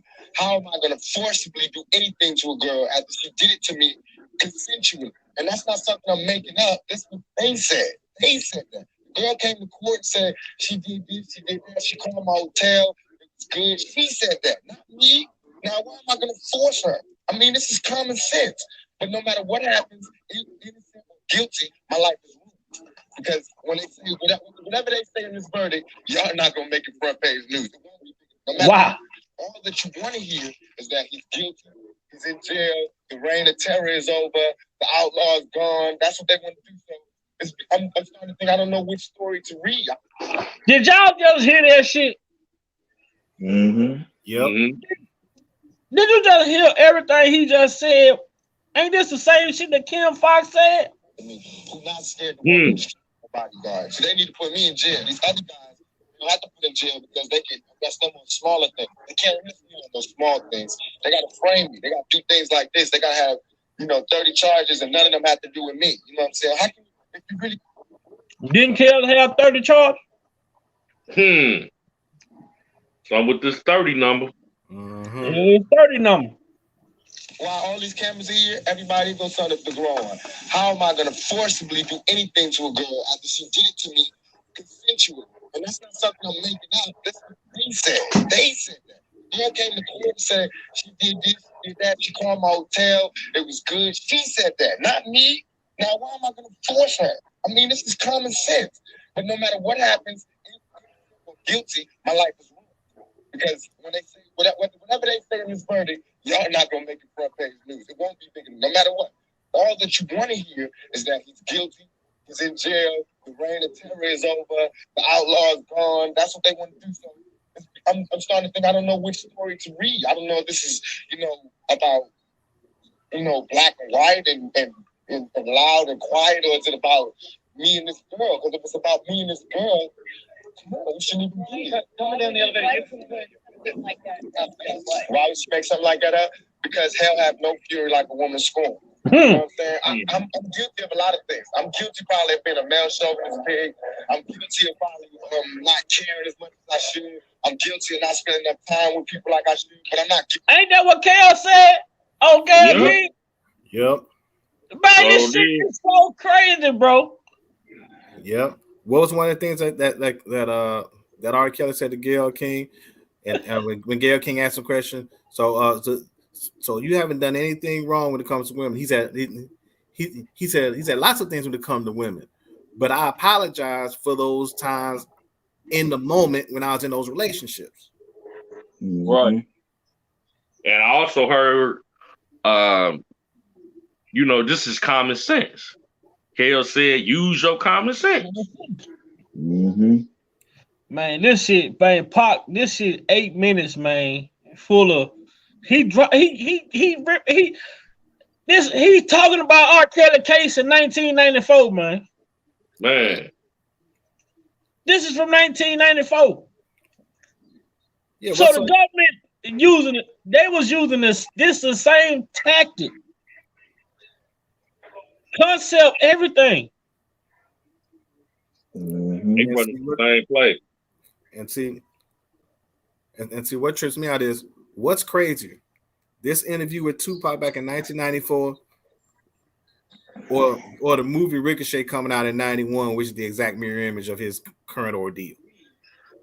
Both within a 3-year time frame, which almost spells 30 years, like the 30 number that Pac already mentioned in this interview. I already mentioned 30. Right. And that's what Pac said, man. Shit's crazy, man. Story to read. I don't know if this is, about, black and white and loud and quiet, or is it about me and this girl? Because if it's about me and this girl, come on, you shouldn't even be here. Like that. Why would you make something like that up? Because hell have no fury like a woman's scorn. You know what I'm saying? I'm guilty of a lot of things. I'm guilty probably of being a male chauvinist pig. I'm guilty of probably not caring as much as I should. I'm guilty of not spending enough time with people like I should. But I'm not guilty, right? Just because I don't want to be with that girl don't mean she has the right to say that I did all these things that I didn't do. You know what I'm saying? Because of course I can't spend my life with all the girls that I spend time with. But I'm not married. You know what I'm saying? That's not a crime for me to be promiscuous. It's not a crime to be with any girl I want to be with. It's the crime for that girl to turn that into a rape charge.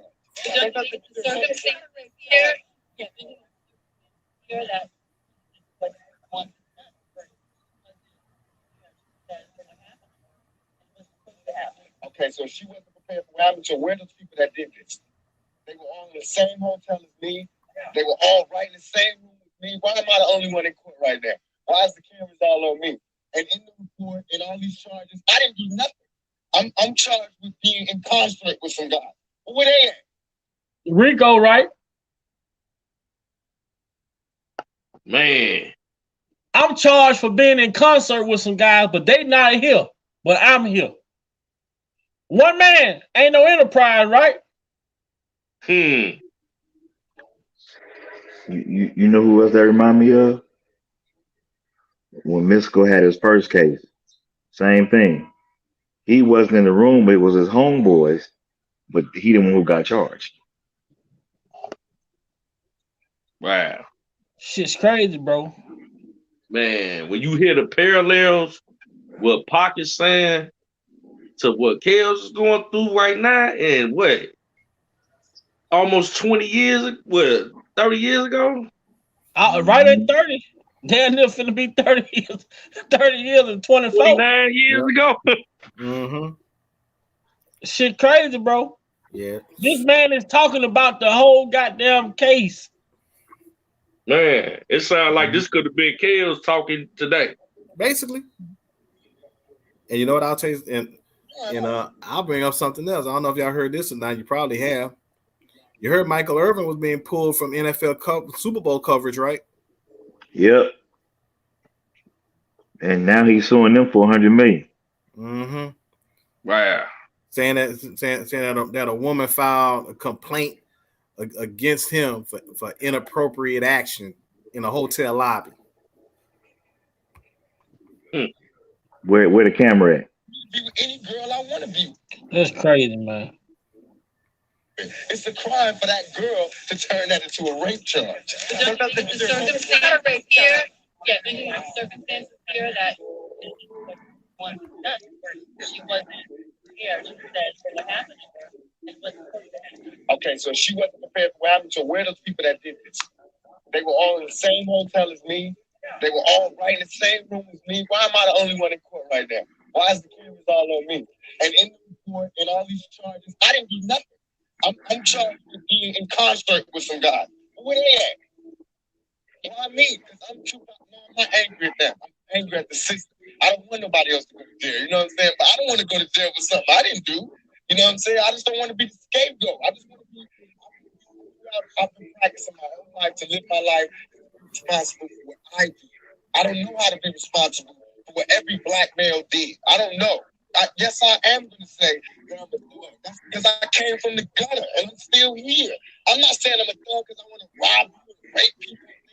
I'm a businessman. I mean, you know I'm a businessman because you find me at my places of business. And you know what I'm saying? I don't understand this. I don't understand this. The jury. You talking about the jury?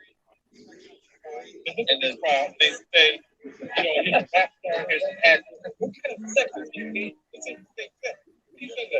But it is sex because in the trial and transcripts, if y'all deep be reported, you'll find out I wore a condom. It was her who sodomized me. It wasn't me who went down in the dance club and ate her out. It was her in the dance club who had oral sex with me. She should be charged, not me. Some animal, a sex animal, which is the Wow. No, it doesn't. That's not. But what, if you listen right in there, none of these charges of this gangbang, none of this gangbang stuff came out in the trial. People was rubbing her ass, grabbing her ass. Where are these people? Where are these people? No, she said that it's an attempted sodomy. What is an attempted sodomy? If there was sodomy, if there was sodomy, why when she went to the doctor wasn't there any forced entry? Why wasn't her anal? Why wasn't anything? Why didn't they find any of my sperm on the thing? If it's just, why wasn't any of my sperm? Tupac was too smart for these motherfuckers. He was. You just said, why did they find it? On the night we had consensual sex. Before that, come on, follow me. Let me ask this about the guns. What about the guns? That's the other thing. No, it's not my liking for guns. What about the NRA? We all have a right to bear arms. I have that same right as you do. Just because I'm black doesn't mean I shouldn't have a gun. I have a law legally own guns. I legally own guns. Why would I come to New York and be unlawfully owning 2 guns? Who has 2 guns? Who carries 2 illegal guns? Why? And mind you, a week before I went to jail with the police. Come on. About the jury. You talked in the elevator about the jury and the composition of it. You didn't think they understood you. I hope they do, but it's hard for me to believe that a jury full of older, more middle class women are going to understand where I'm coming from, because y'all don't understand where I'm coming from, and y'all cover murders and shit every day, and y'all treat me like I'm New York's most notorious criminal. Y'all know it's people throwing babies out of windows, putting them in the incinerator. All I do is make raps. All I do is rap and talk loud. My biggest crime is talking loud. You know what I'm saying? Y'all don't have nothing else besides that. Right.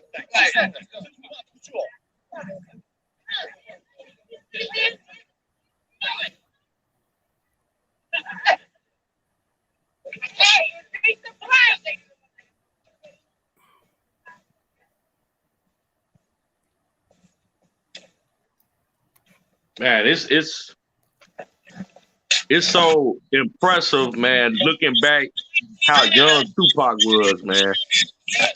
Appreciate that too. Can you please not block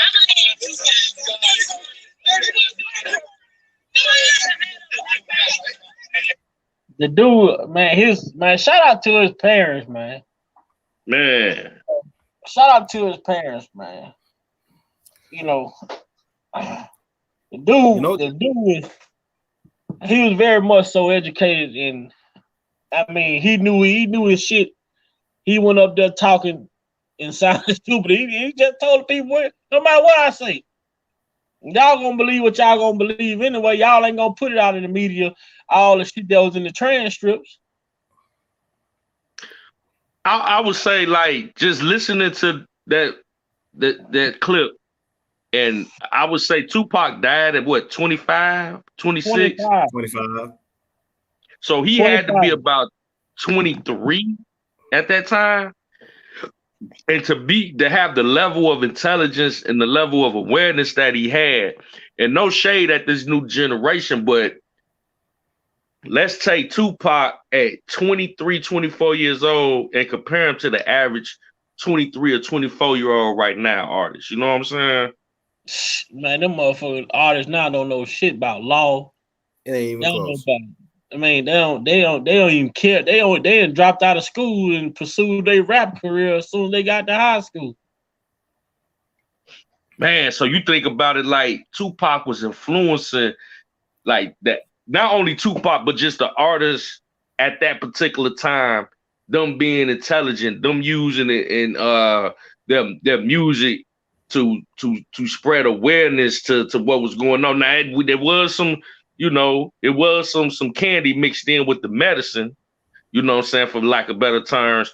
But I'm just saying, like, how the culture has digressed in our lifetime, you know what I'm saying? And we just looking at the music and the artists that are relevant now compared to back then and beyond, you know what I'm saying? It's just like, wow, how did we get here? Man, it's amazing, man. It's amazing to hear him talk. Even the acronym Thug Life. You know what I'm saying? I mean, people hear, oh, Thug Life, oh, he's gangsta. No, that was just an acronym for what he stood for.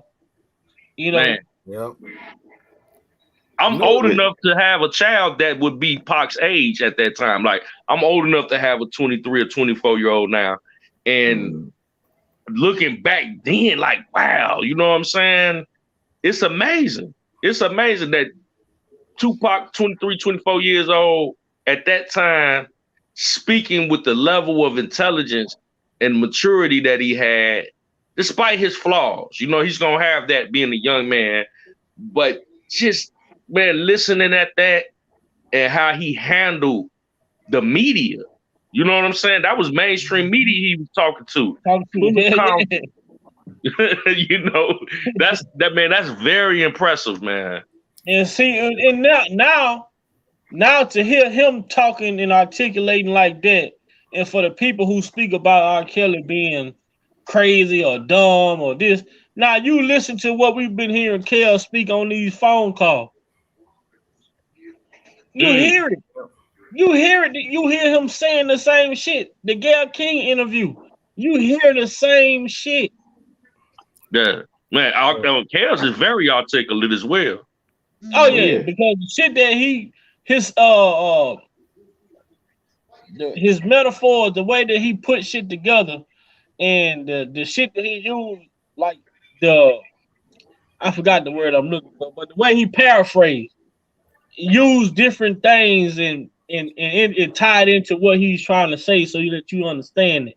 You know, for everybody to understand what he's saying when he talk about certain things that has took place in his cases and different things like that. And I'm like, damn, Kel just used the right thing for people to understand what when he trying to articulate himself. He used the right situation to make you think, like, you know, like Jennifer, you know, if it's a football game, you cheat. You won't declare victory, but you cheated. You know, ain't no way you can win.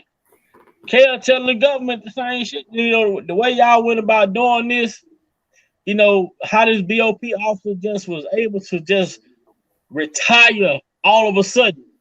You know, how Tasha K was able to just go on about her life. Like, this shit ain't no coincidence. It ain't. And you know what's so crazy, man? I look at Kel's in comparison to Tupac, right? And how, you know, Kel, we never let go of Tupac. We never believed the BS as a collective, our people. You know, it wasn't never no mute Tupac movement. And, you know, we just knew back then that this was some BS. It was hands down, this is some BS. Now, granted, Kel's has found himself in the situation once or twice, but we knew back then with Tupac, man, y'all can move around, shorty line. We knew that, you know what I'm saying? But look how easily we just throw Kel's under the bus with the same kind of ridiculous claims almost, you know what I'm saying? It's just like, same shit, different toilet. But we have been so watered down as a people over time that we just run with whatever the mainstream media tell us. That's scary. You know what I'm saying? Mm-hmm. What do you say? We didn't run with it back then. She sodomized me in the club. She need to be charged. You know what I say? I didn't go looking for these goddamn women. These women, they brought these women to me. Mm-hmm. You know what stood out to me? When on the interview, when they said attempted sodomy. You know what that sound? You know what that sound like? He tried to give her herpes. You took the words out of my mouth. When I heard that, I said attempted sodomy. I said, what does that sound like? I'm like, oh shit. Then How you attempt? You attempted sodomy, but now all of a sudden he didn't have herpes. He tried to give her herpes. How you try to give somebody something you don't even have? My daughter don't have. My daughter don't have herpes. He tried to get to him. Man, crazy. Oh no, I don't take medication. I'm doing natural. What you mean? Fuck All out those here. Dr. Eyes is just You know what I'm saying? Like a mother. Dr. Oz out there let your stupid ass talk about you self-medicate. But did you see how Dr. Oz looked at her? like what the what?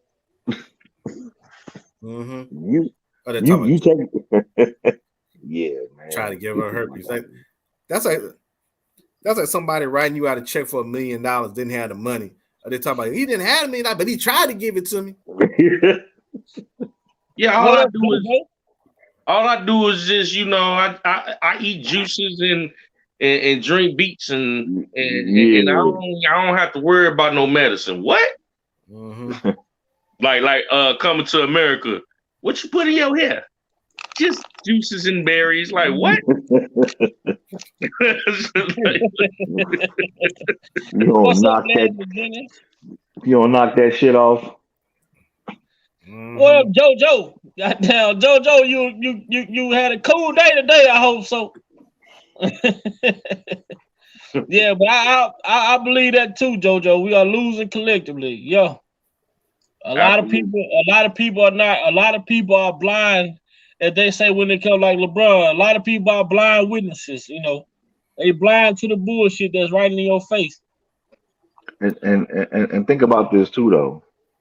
For those that get it. But there's gonna be a lot of people that's gonna be blind to shit because they don't really want to see shit.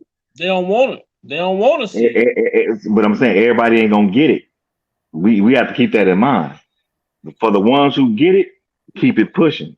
For the ones that don't, they the one who gonna be fucked up. So you can't do nothing about them anyway.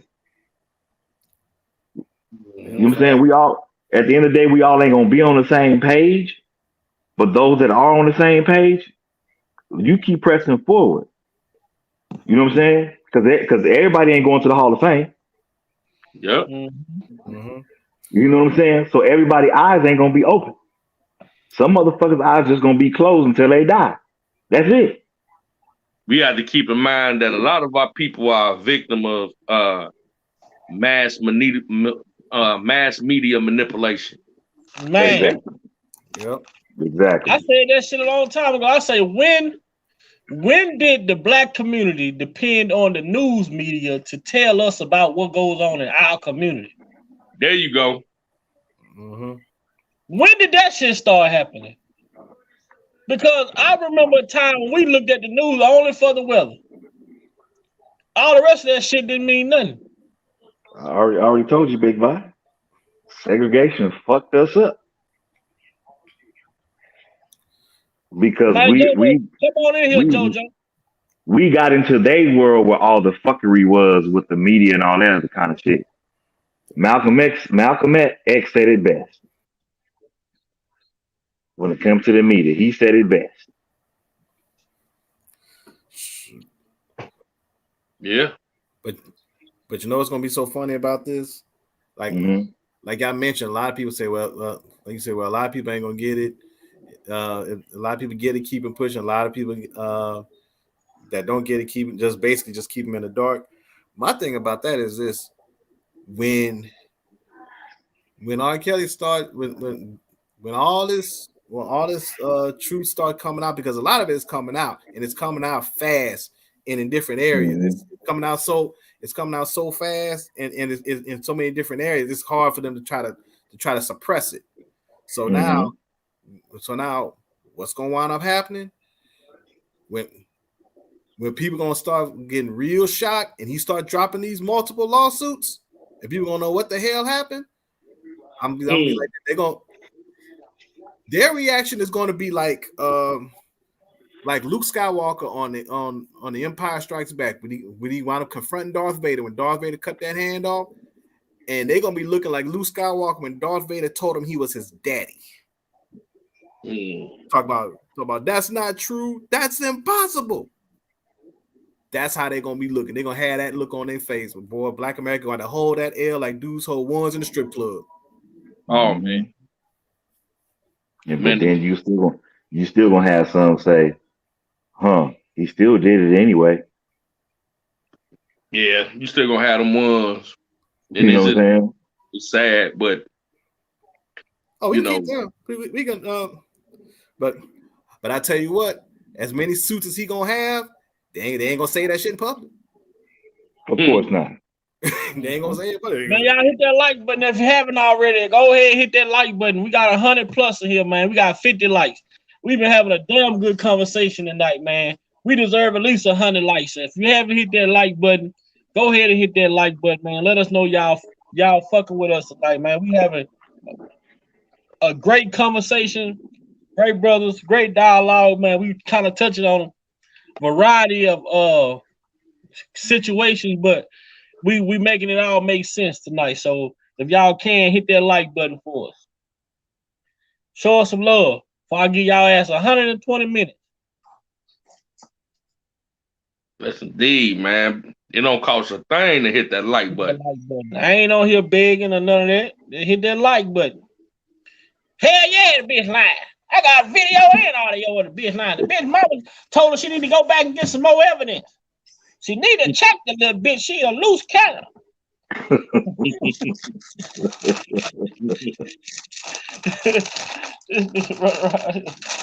This nigga Tim. Boy, I got the shit y'all wanted to hear the other day.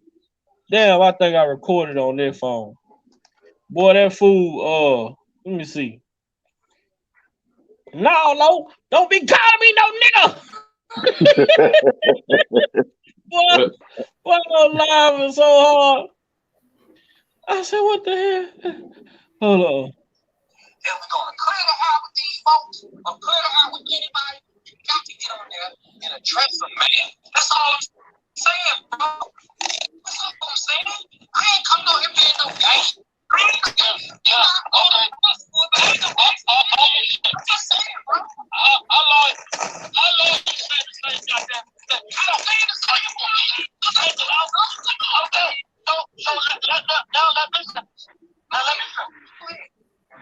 Any motherfucking thing on this internet, I call you up straight and straight from the straight chicken.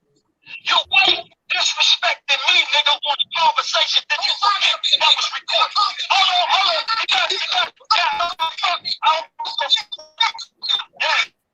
So stop it. So when you go, don't pay the one stop. You got the fuck. Listen, you want me? Listen,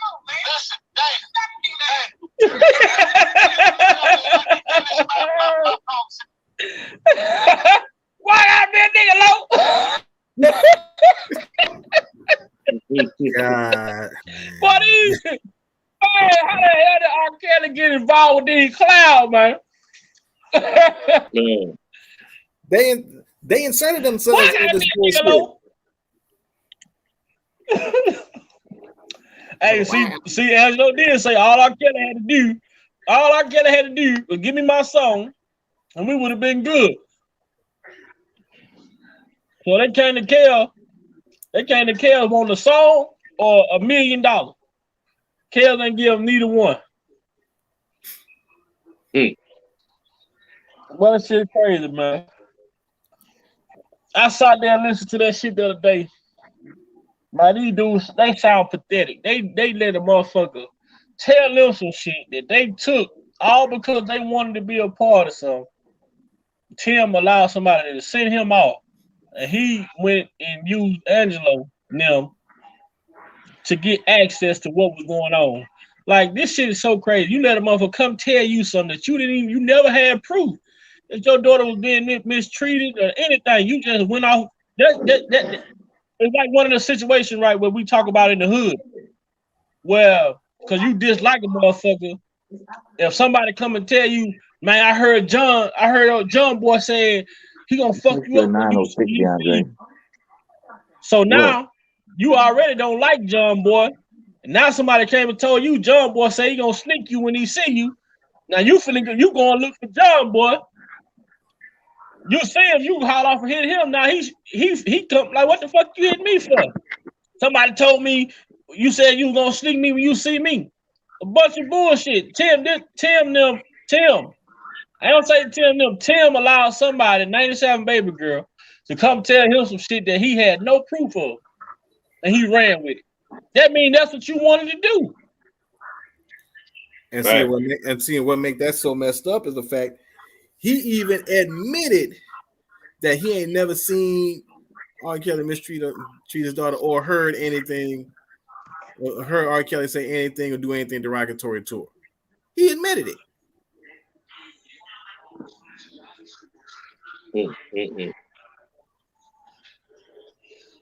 Now this is the crazy part about it. But now you wonder why your daughter don't care to have a conversation with you, don't want to talk to you, because look at the theatrics, as Uncle JoJo say, you poor. Yeah, I'm talking to you, R. Kelly, Robert R. Kelly, you bitch ass nigga. But you just on here hollering at Angelo for calling you a nigga. I don't understand this goofy ass concept that they running with. Now, correct me if I'm wrong, but okay, we know Joy don't have a relationship with her then. Isn't that the same thing for Azriel too? She ain't really talking to her father either, right? I say her and Pimp Low been cool. I heard her and Pimp Low had a fight recently. I mean, I don't know. That's what I'm saying. Suppose she recently had a fight, so it's like, okay, but ain't she living in Atlanta and they living somewhere else? I don't know. I heard Pimp Low drive trucks, so I don't know what Alice done won at. She probably somewhere picking her hoes up. She in hiding right now, man, because she knew exactly what she did. Surviving R. Kelly went off. They told her ass keep on going. You can't come back.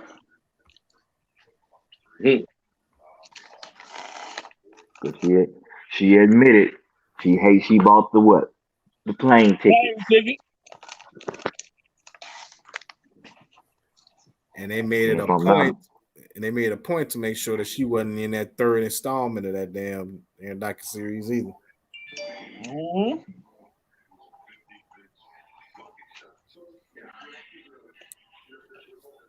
And go back to the hotel incident. We talked about JP, one of the main witnesses in New York. Both of these girls in New York, JP and the star witness, both, the two who've been accused, who've been alleged to have fake identification. And this proof, it's in the transcript, as they always say, it's in the transcript. It's there. She talks about presenting the fake ID to the police officer. But something about this situation just didn't sit right with R. Kelly, that he sent her back. So what made the parents drive her back to Chicago? Oh, we're going to take birth certificates with us. Truth be told, I believe she was 18 all the time. I'm going to tell you she 18. I'm going to show you. Since you don't believe she 18 and she's showing you the ID, we're going to bring her back with more proof to show you that she's 18. Now she can play. You see the play? I sent her back after her showing me the ID, but Chaos was tripping because how the fuck did the police get here? And why would they assert that you were underage as soon as they got here? Which means they came here with the intentions to look to see that you were underage. a person like me or like you, J Rock, Sir Miguel, Jeff, you gonna fucking be like, hold on, are you fucking 18? Too. I'm gonna question that. That shit ain't gonna sit right with me either. Mm-hmm. So why would these people just pop up questioning your age?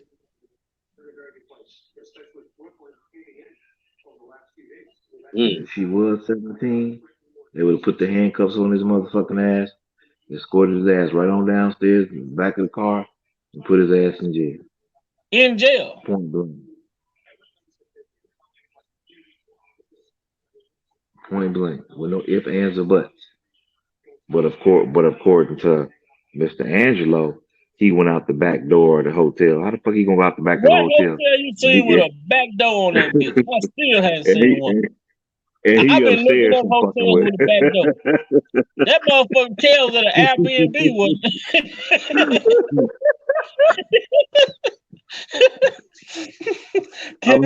I'm just saying.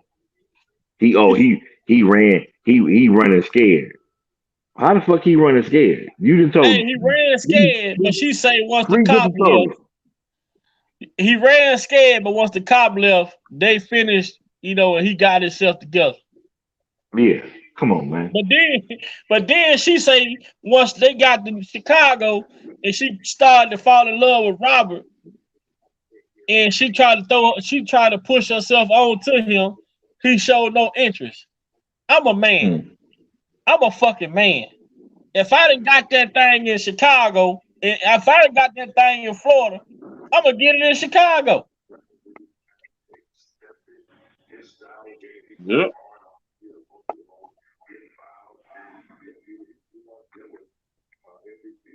What is so? You say you ain't. It ain't about R. Kelly no more. You fall in love with Robert. You gotta make this shit make sense. But then your parents, your mother, though, like I say, man, they played the biggest part in this shit.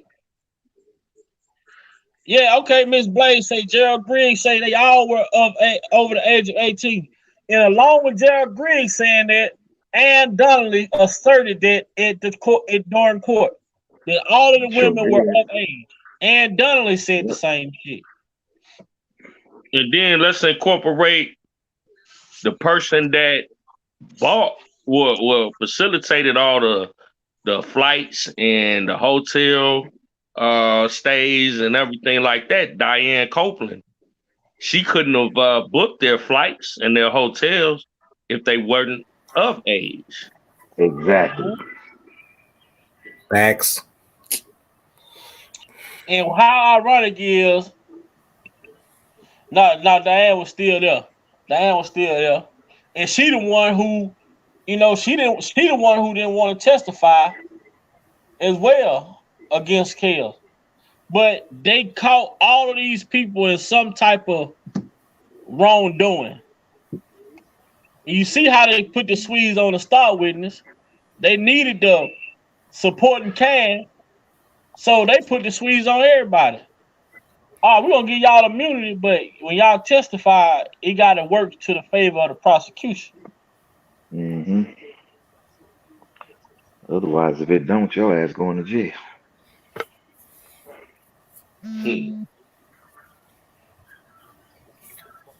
Yeah, and Missy Blaze 7 made a real good point here. Gerald Griggs said that they're all over 18 years of age. People, they changed the age limit last year to get Rob locked up to lesser age. Yeah, they absolutely did, because of the fact of the matter is they knew because when they was in that church with Jamal Bryant. By the way, R. Kelly need to bring up defamation lawsuit charges against Jamal Bryant also. I'm just throwing it out there. But yeah, he should also do that because he had these people in his church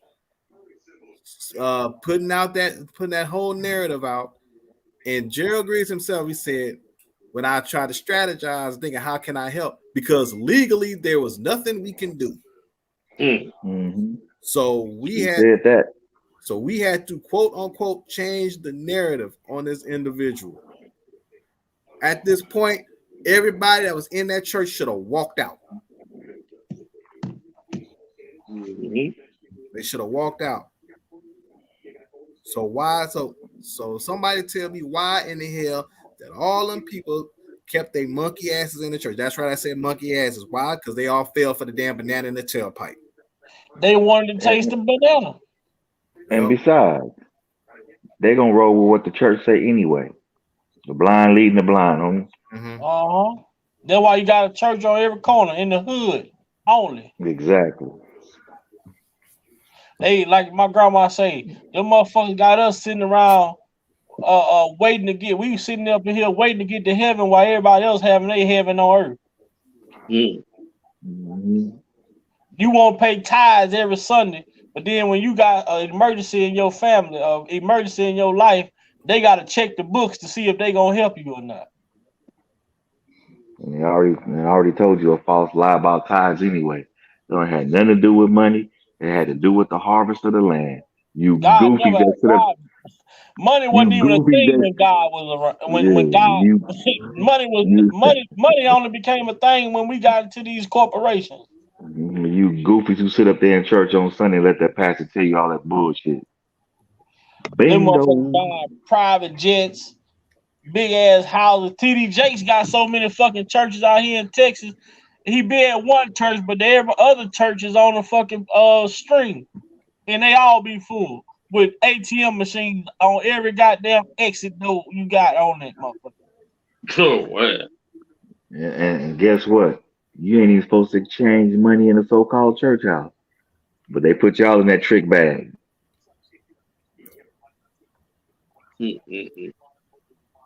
Crazy. But I'll say that for another day. Mm-hmm. We ain't gonna get too far off in it, cause these motherfuckers like Tim go gospel gangsta on your ass. And Lil Mac say, I still get a little Westwood. Yeah, man. So the biggest question of the night, before we start our descent, cause we in the jet tonight. We 4 deep. We on the PJ tonight, man. So we about to start our descent. And the question of the night is how do y'all feel about Kel's chances when it comes to the appeal?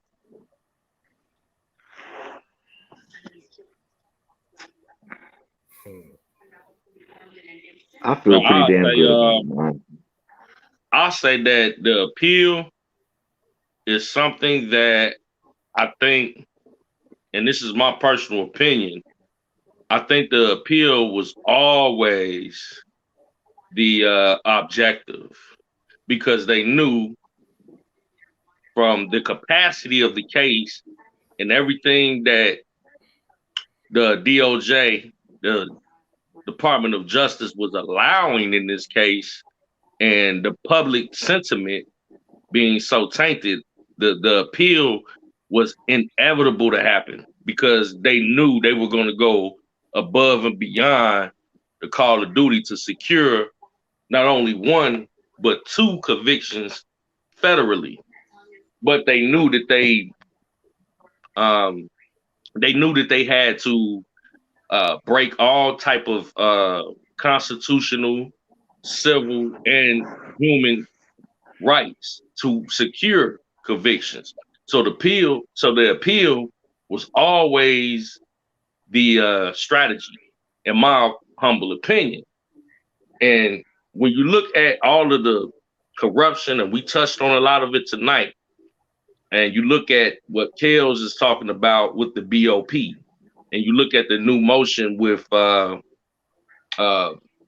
and the restitution and the discrepancies with that, I think it's inevitable. It's the same way with Bill Cosby.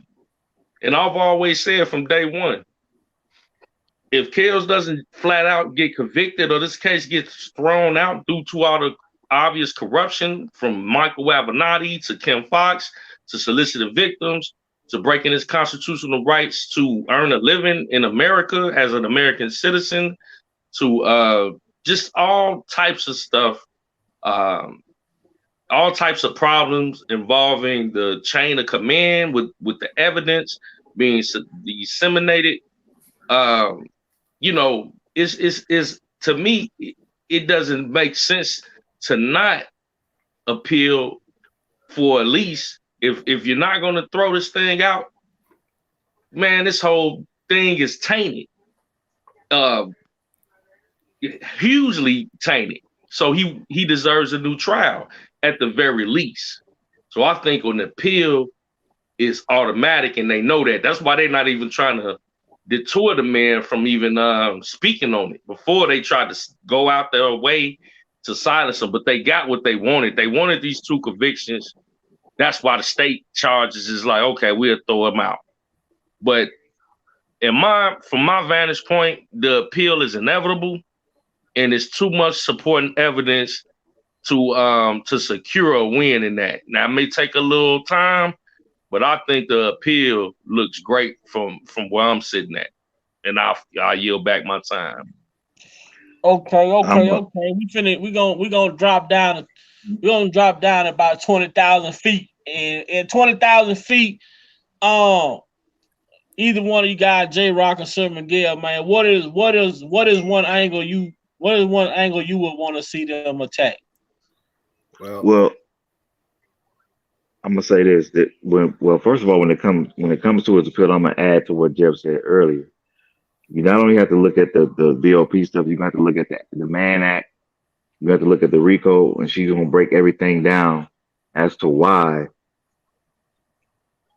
each little predicate act shouldn't have been allowed, so forth and so on, blah blah blah. So all that stuff is gonna be broken down in her briefs to the appellate court of those things that were done wrong. So all of it comes into play, especially because of the fact that they did overcharge him, and then they used the old health law for the whole thing with the herpes thing. So she's gonna break everything down that possibly was wrong with the case. It ain't just the BOP shit. It's gonna be everything. And at the end of the day, I believe he will win the appeal.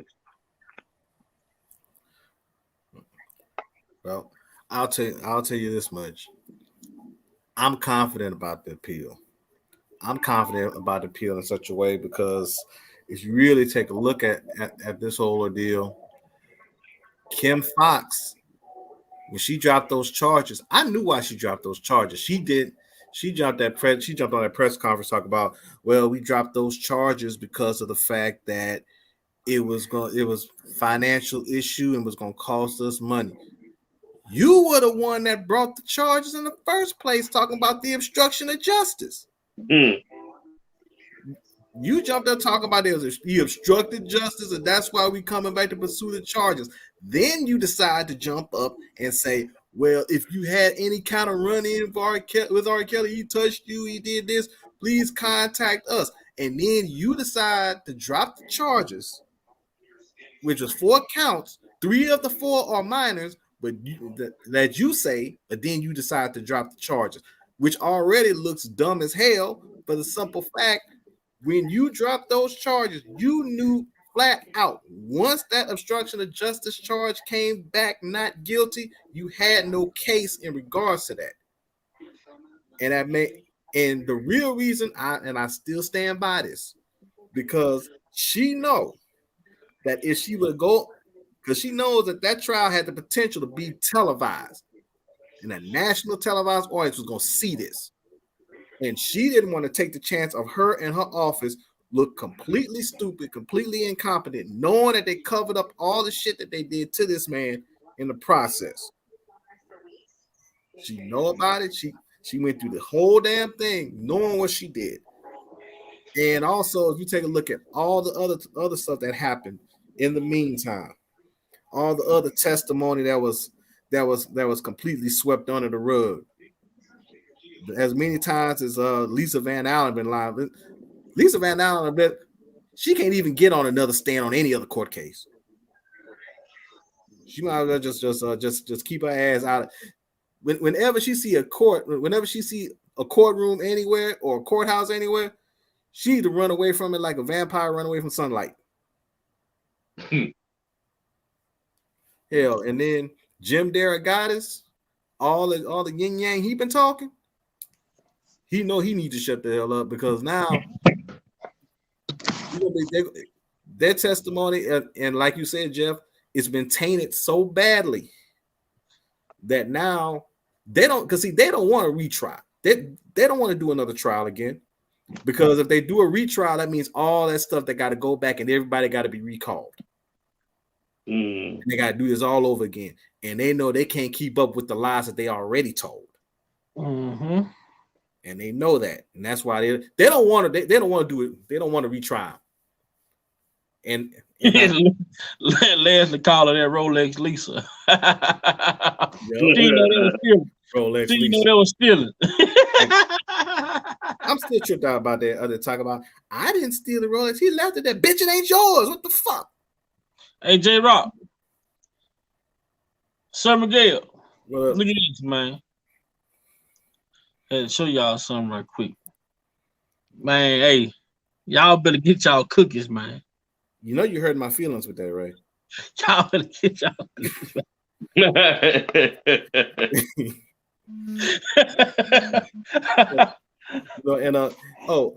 and one other thing, everybody talking about, well, you know, they need to reopen Aaliyah's death investigation behind Aaliyah's death. They need to reopen that case. They don't want to reopen that case because they reopen that case, they're gonna have to go through Aaliyah's life, and then they're gonna find out stuff that we already know. How the marriage was fraudulent, none of that was real, and other people was behind it. And that's gonna kill their whole narrative they've been trying to serve up on R. Kelly all this damn time. As we descend down to 10,000 feet, I would like to see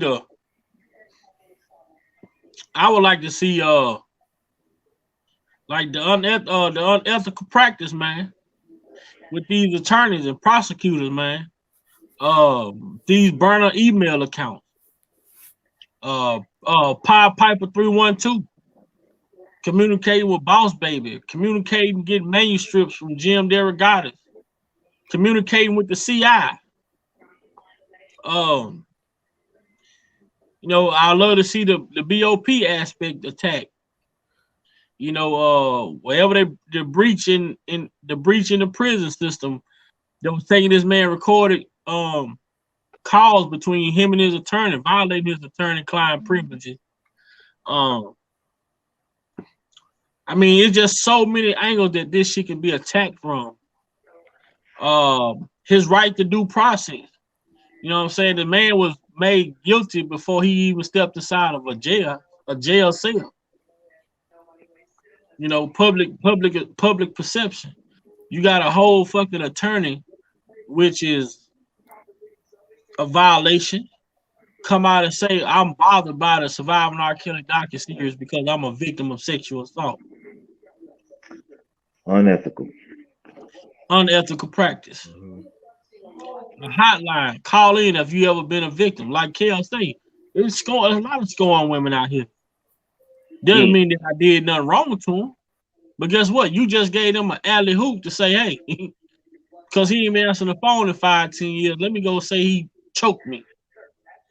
You got a motherfucker say he hog-tied. R. Kelly is from Chicago.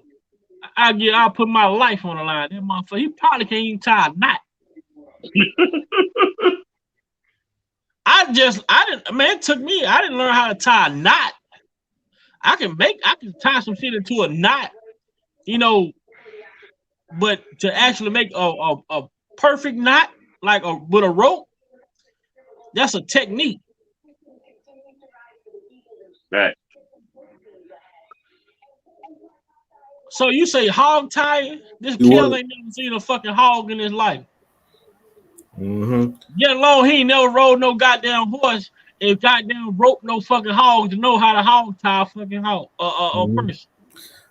And I'm gonna say this once again: how the hell he gonna hog tie her when she a borderline contortionist? Right. That's some super country shit. Like trying to see. That's like trying to picture Kel's riding a damn horse down 79th Street.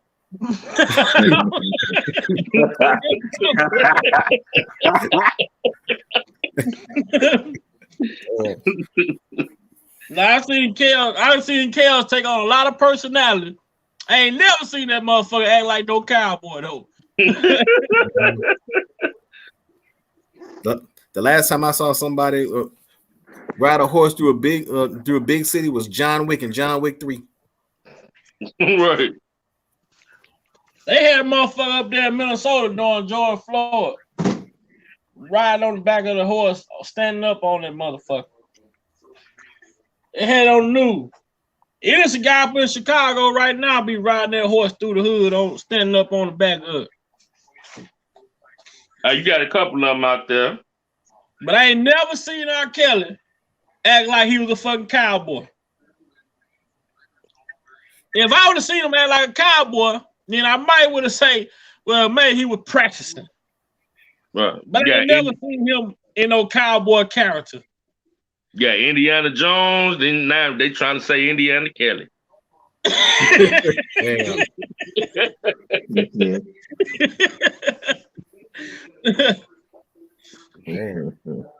Indiana Kelly. No. We gonna descend down on. We gonna descend down to 5,000 feet, man. I ain't got nothing to say after that one.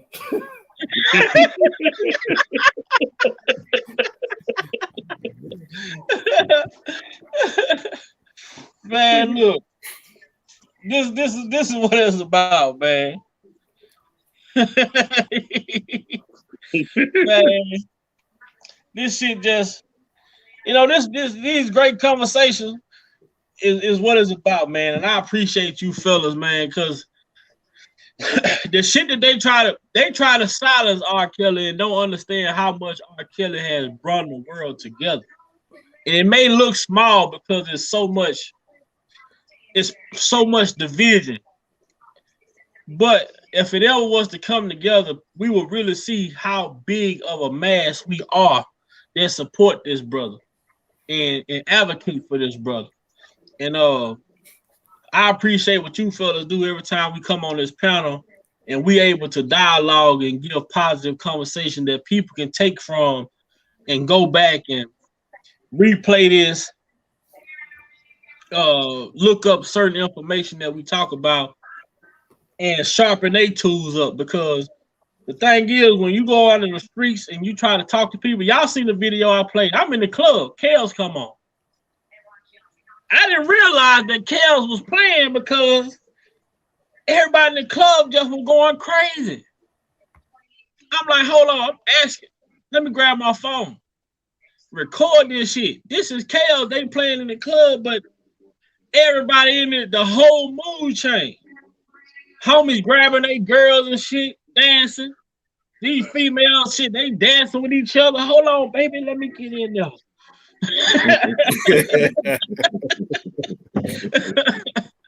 But so I'm like, man, what they try to do, man, I'm telling you, man, when God with you, who can be against you, bro? Right. They probably, the government is finna be responsible for creating. I mean, I ain't gonna say creating. I wouldn't say that because God is the creator of all. But the government is finna be responsible for elevating this man to higher heights than he ever would have imagined. They sat him down and tried to stop him. And understand this motherfucker just sitting back. It's like he building up power. He building up strength. Mm-hmm. And when he come out of there, the type of energy that he's gonna have when he get out of there, man, it's gonna be. It ain't gonna. Man, the world, the music industry, everybody just gonna have to sit back and say, how long is he gonna go for? Mm-hmm. No advice. I don't know if you're going live tomorrow. I got an idea for a live tomorrow. I'll go ahead and just the name of the live I think you should have tomorrow is called The Narrative to Make Aaliyah a Victim. We can go with it. I got a lot of Aaliyah shit in the queue already. and the one I sent you, because I sent you the full video soul interview.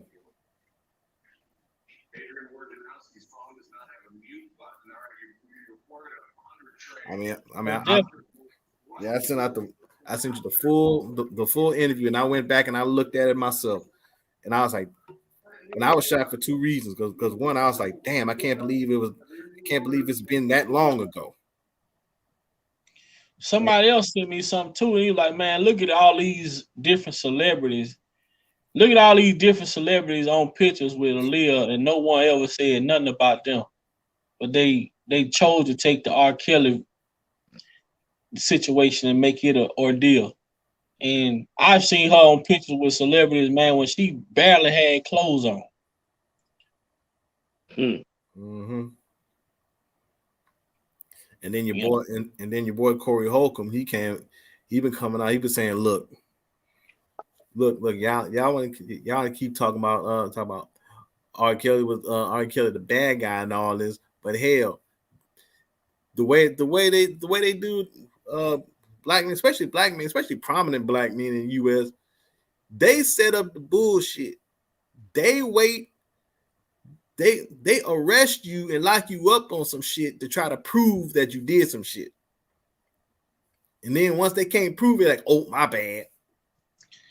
But I've been locked up, but I got 4 or 5 years or longer being robbed from me.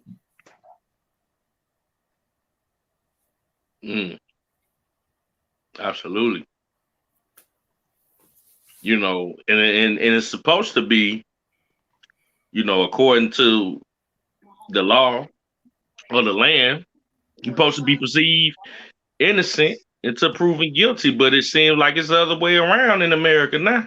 When it comes to us, always been, you know, always we have to prove our innocence, and even when we attempt to, certain evidence cannot be admissible, and they can do whatever they want to do. You know, the government has all the resources at their fingertips, but then you wanna handy you got all this access and all of this resource, but you can tell a defendant what they can and cannot present to defend themselves. I think we're a little lopsided, people. You know what I'm saying? What Jay-Z said with R. Kelly. I thought this was America, people. Mm-hmm. Well, you know, he part of that other America. Yeah, somebody told me he was drinking blood. I said, oh Lord, they said allegedly the man drinking blood at the Laker game. Oh hell! You know what, man? Let me say this, and I'm gonna go. I get so tired of people assuming shit or thinking what they know and don't know a goddamn thing. I always want to throw shit out there. At the end of the day, it is what it is. If you ain't got no motherfucking proof, stop talking. Just stop it. Because that's how a lot of shit gets started. And then when shit get twisted up and then it come out, it ain't there. Oh, my bad. I say that all the time, though. Some over come to me with all type of shit, bro. I be like, man, do you really think I believe that shit, man? You know, I listen, but I mean, at what point do I have to show you that I'm a little bit more intelligent than I know? I'm a damn fool when it comes to these shorts and shit I've been doing. I do a lot of shit for play, but at the same, I'm serious. That's why I don't do the YouTube beefing and none of that shit, because I don't abide by those rules, man. I don't play in internet commerce. I play in real life. So I avoid the beef on the internet, and I look past it, man. I don't hear it, I don't see it. But people will come to you and say shit to you, and it'll be the most absurd shit you ever heard. And they be like, what the fuck, are you serious? Like, did this motherfucker just say that? But it is what it is. As we prepare for landing, Everybody in the chat, we're gonna need you to put that loose items in the overhead bin, lift up your tray tables, put your seatbelts on.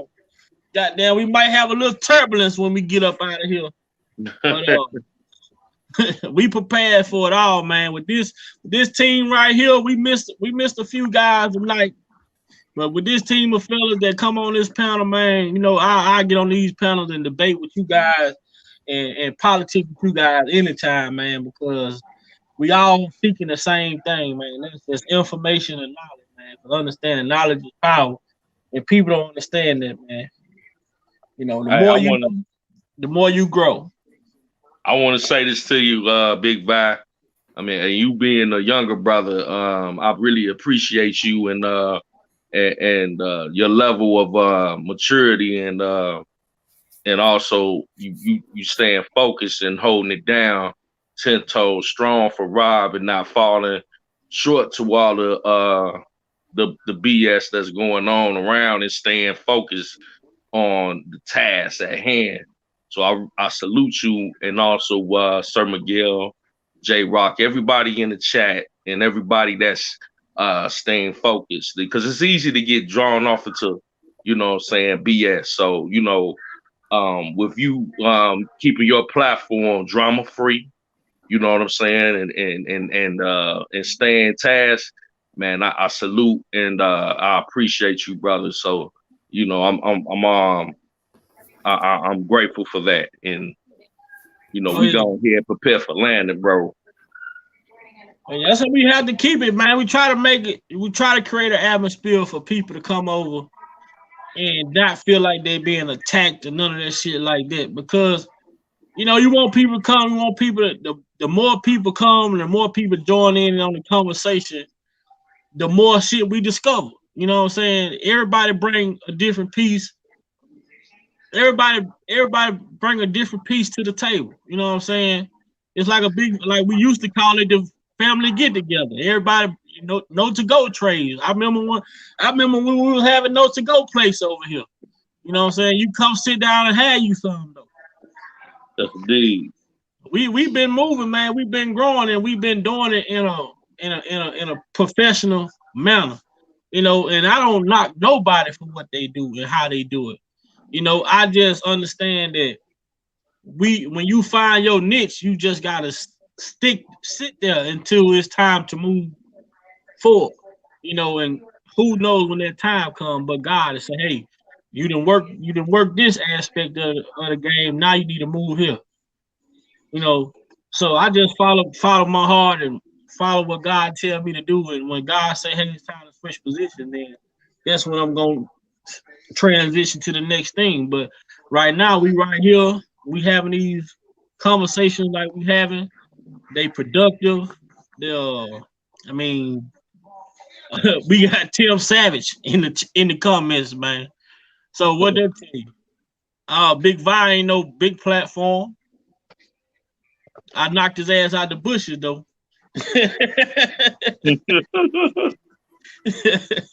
I did knock him out the bush. Yeah, he came on and said, hey, what do you say? Everybody got a sense of humor from time to time. You feel me? You say, man, all right, guys, this is funny, man. I can't even do nothing but laugh at my damn self. For real. For real. He said that was a good one. I wonder, hopefully he see him and Low as Casey and Dojo. I wonder what he gonna say about it. Or him and Low as Powder, Pimpin' on How High. I come from a family of pimps. Your family was a sister pimp. Hell no. Yeah, man. Just raise your seat backs, man, and we go. Let me see. Run a couple clips before we get up out of here, man. You know, these lives, man. This live was great, and we with no articles or nothing like that. Just a good conversation. That's why I call it the open conversation, man. That's what it's about. Let's see where we gonna go. Where we gonna go? I don't think that's the right one right there. It might be. Let's see. Have you met R. Kelly? I've never met Mr. Kelly.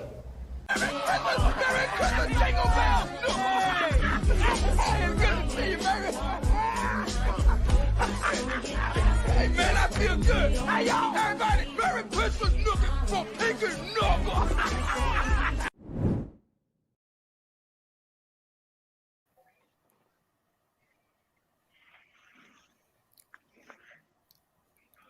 I noticed he had to wipe his face from that activator. He did.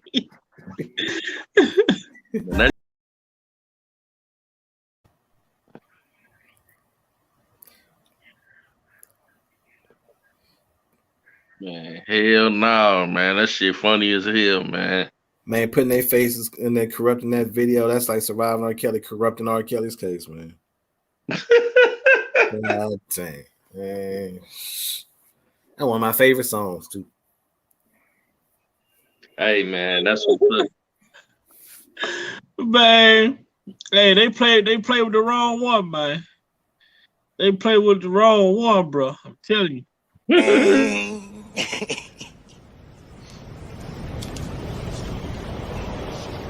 Look, remember? Nights like this, I wish raindrops would fall. Nights like this, I wish raindrops would fall. Nights like this, I wish raindrops would.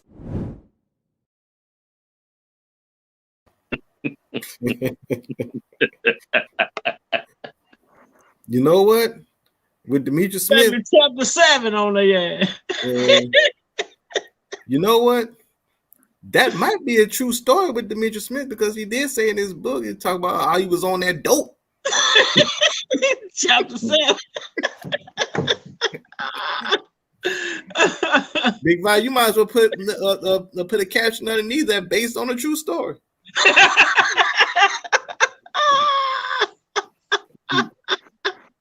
J-Rock, don't get Big Val started with that shit. You be posting that shit at 3 o'clock in the goddamn morning. Yeah, he probably already thought about it before I even said it. Man, chapter 7, man. Chapter 7. I did that one with the Morris show, man. I ain't like that one. Cause I had put Aaliyah on there, man. And it was funny though, but I still did. But that girl, I couldn't help it, bro. That girl talking about she was the lost daughter, bro. But that shit just I had to do it, bro. Goddamn, hey, y'all heard Angelo ran down on Tim ran down on Angelo. Now who sent you, nigga? Nobody sent me. Say another motherfucking word and this shit is over. And I ain't playing, nigga. Now, you ain't got no gun. But where the weed at? I ain't got no weed. Shut the fuck, shut. Did I say, no? Oh, shit. Say it again. Say something else. Oh.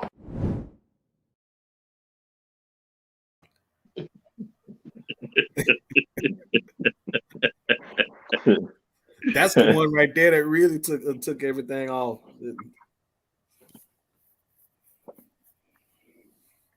Yeah, that's the one Tim said, man, y'all funny, man.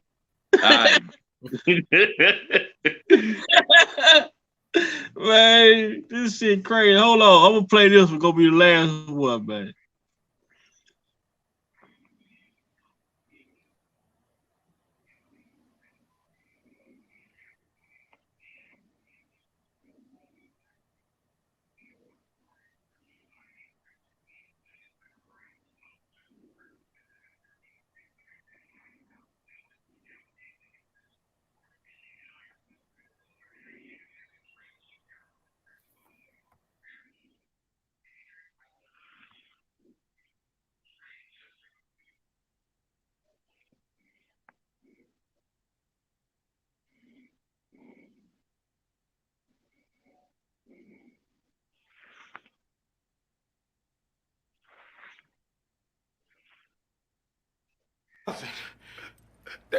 Huh? Is this your cousin? Yeah, it's my cousin. Good. Then you fired. Who, me? Yeah, you. I'm fired? And wrote you fired too. You fired. Why you gonna fire me for, Picky? Shut up! Shut up! You better keep your goddamn mouth shut! Bobby Womack. Oh, I heard that shit. Say it again.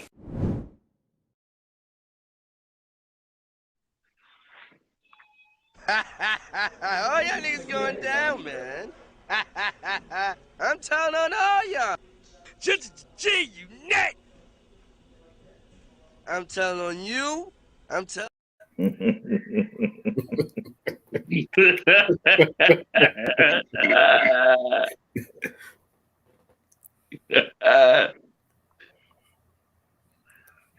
He said, I'm telling on all y'all. Man, them joints need to go viral, man.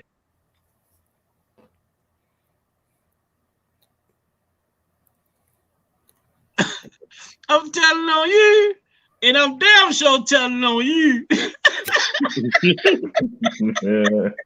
Hey, that one 40 years. Oh man. Wait, yeah. The job doing what? I only know what you get with me. Bro, you happy about giving people that? You know how much motherfucking money they gave me for that? How much? $200.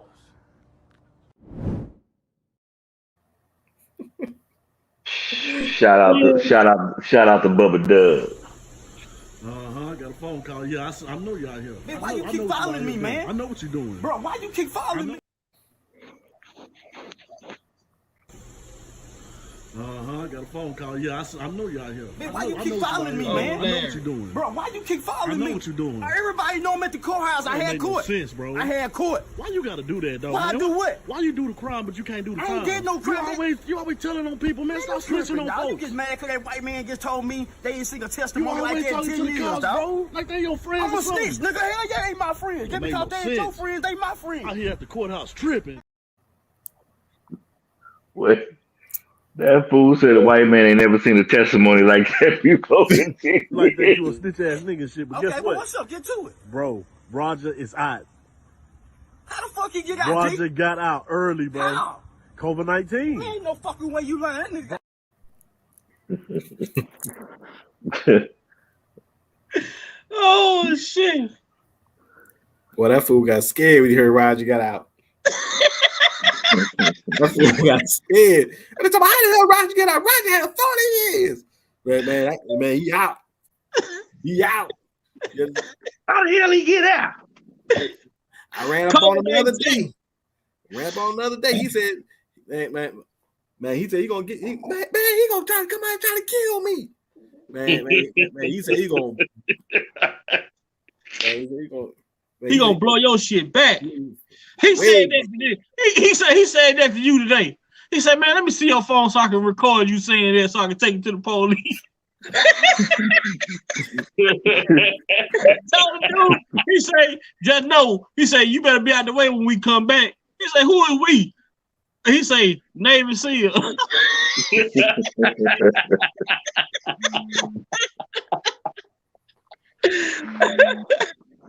Hey man, but you know, man, that's a testament to the times right now, man. You know, people they snitching and you know, people used to be snitches back in the day, right? But now they are proud of it. Like I told on them, yeah, I tell on you too. I'm like, what? Man, motherfuckers be, man, they not how I just say, hey man, y'all can have all that, bro. They ain't got no shame in their game. Man, none. They bragging on it.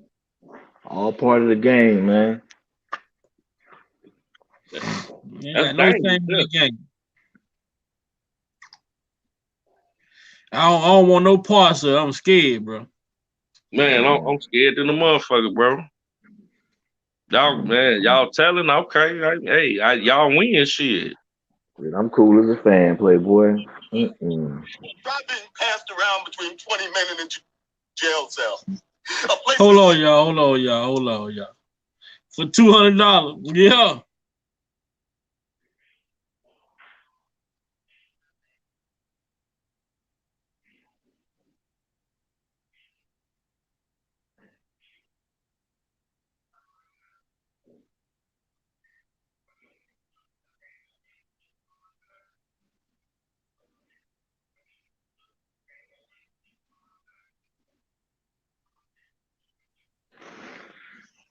Yeah, they snitching for less than $200 now.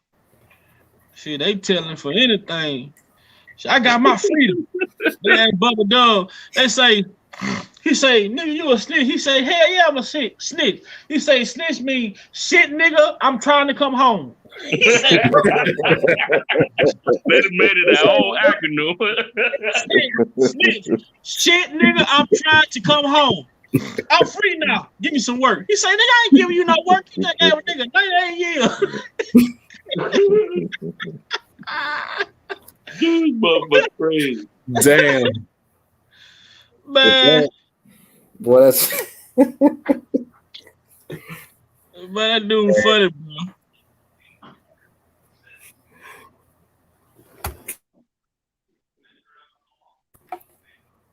Ooh, you got me on that one. Man, I was telling somebody earlier. I said, man, and my son about to be 14. I said, man, all this police shit going on. I'm so happy my son turned 13. He ain't 12 no more. They like, happy birthday. I'm like, nah, I'm just saying I don't fuck with 12. You know what I'm saying? My son gonna be Damn.14. Straight like that. I'm happy he gone from that godforsaken age, because I do not fuck with 12. Straight up. God, man, I'm still on that snitch shit, nigga. I'm trying to come home. Golly. Damn. Wow. Around the foster homes. Well, try being passed around between 20 men in a jail cell. A place a 16-year-old should never have laid eyes on, let alone spend 10 years in. But he does, because he killed them. Nigga, what? You know what, Vi? You ain't shit. Oh, shit. Damn. Oh, no. Why and oh, I can't unsee that. Ooh, I can't unsee it, man. When I say they better leave, they better not fuck with me on this YouTube, bro. I got some shit in the boy. Look here, I got some shit in the chamber, boy. You give me enough time to sit around and play with this shit. Vi over there cooking up, man. He cooking up. Hey, just be on the lookout for the shorts on my channel, man. Just be on the lookout for the shorts. They coming. Bitches for a carton of eggs. Hell yeah, carton of eggs, $10 now. Shit, I put a couple of them bitches in my pocket, live out the store. I wouldn't try to make no but some scrambled eggs this morning. Not $10 worth of eggs, shit. They finna take the sandwiches up at McDonald's, eggs so goddamn hot. Them ain't no real eggs they put on themselves.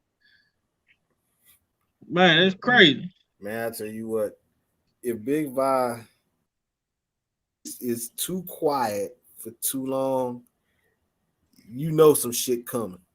Oh, you better know that. You know some shit coming if he too quiet for a long period of time. Man, just know I got Barry Hankinson. I got Dave. You won't believe I got Barry Hankinson on Fire Heartbeat. And guess who he playing? If you tell me Big Red. I was just thinking that. I got Barry Hankinson on Fire Heartbeat playing Big Red. I got Barry Hankinson on Player Club playing Bernie Mac. Oh no. Hey, when Jamie Foxx went ask for that raise. Yeah. God. Oh shit, man. I can't wait to see that one. I got some shit cooked up in here, man. I'm telling y'all, man. I mean, like that. I got one for you, Vi, in the back of my mind right now. What's one that? Go back to the movie Friday. when Bernie Mac played the preacher, put Jamal Bryant's face on it.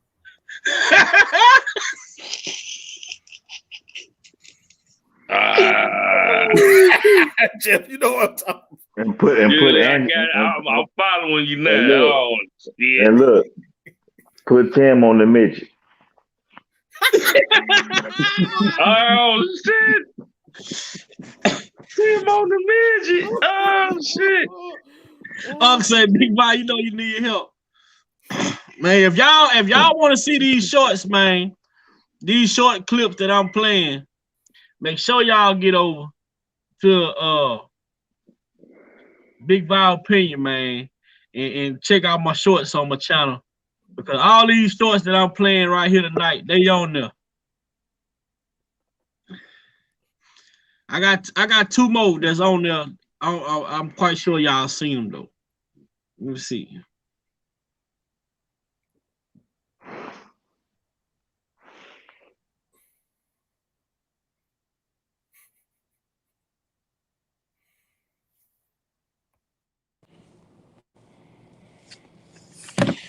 This is what it's about though. I like to have fun, man, and bullshit around. But I like to be serious when it's time to be serious too. But I like bullshitting around too.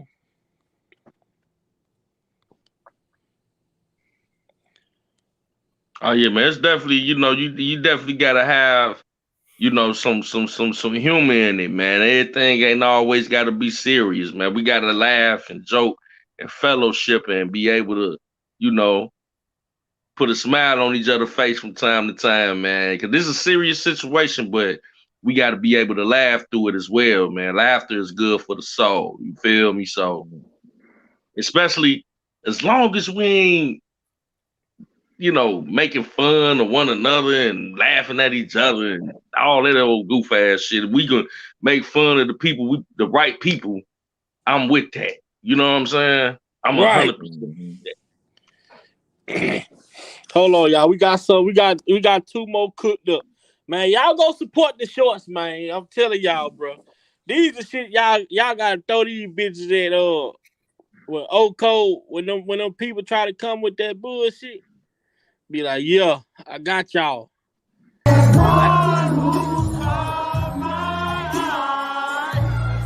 On out of there. We need to get this one up here.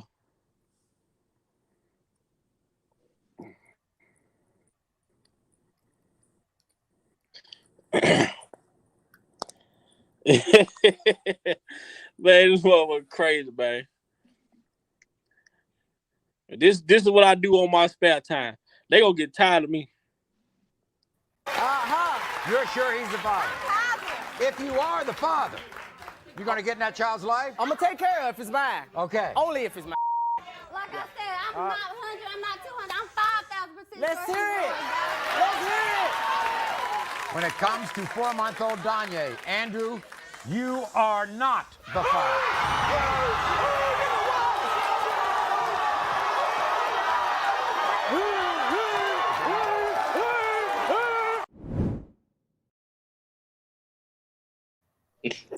Damn, Kale's on there pop locking, boy. Timothy Hawkins. Timothy Hawkins, you fucked up. Oh, you motherfuckers. Okay. All right. I'm putting cases on all you bitches. Huh? You think you can do this shit? Jay! You think you can do this to me? You motherfuckers will be playing basketball in Pelican Bay when I get finished with you.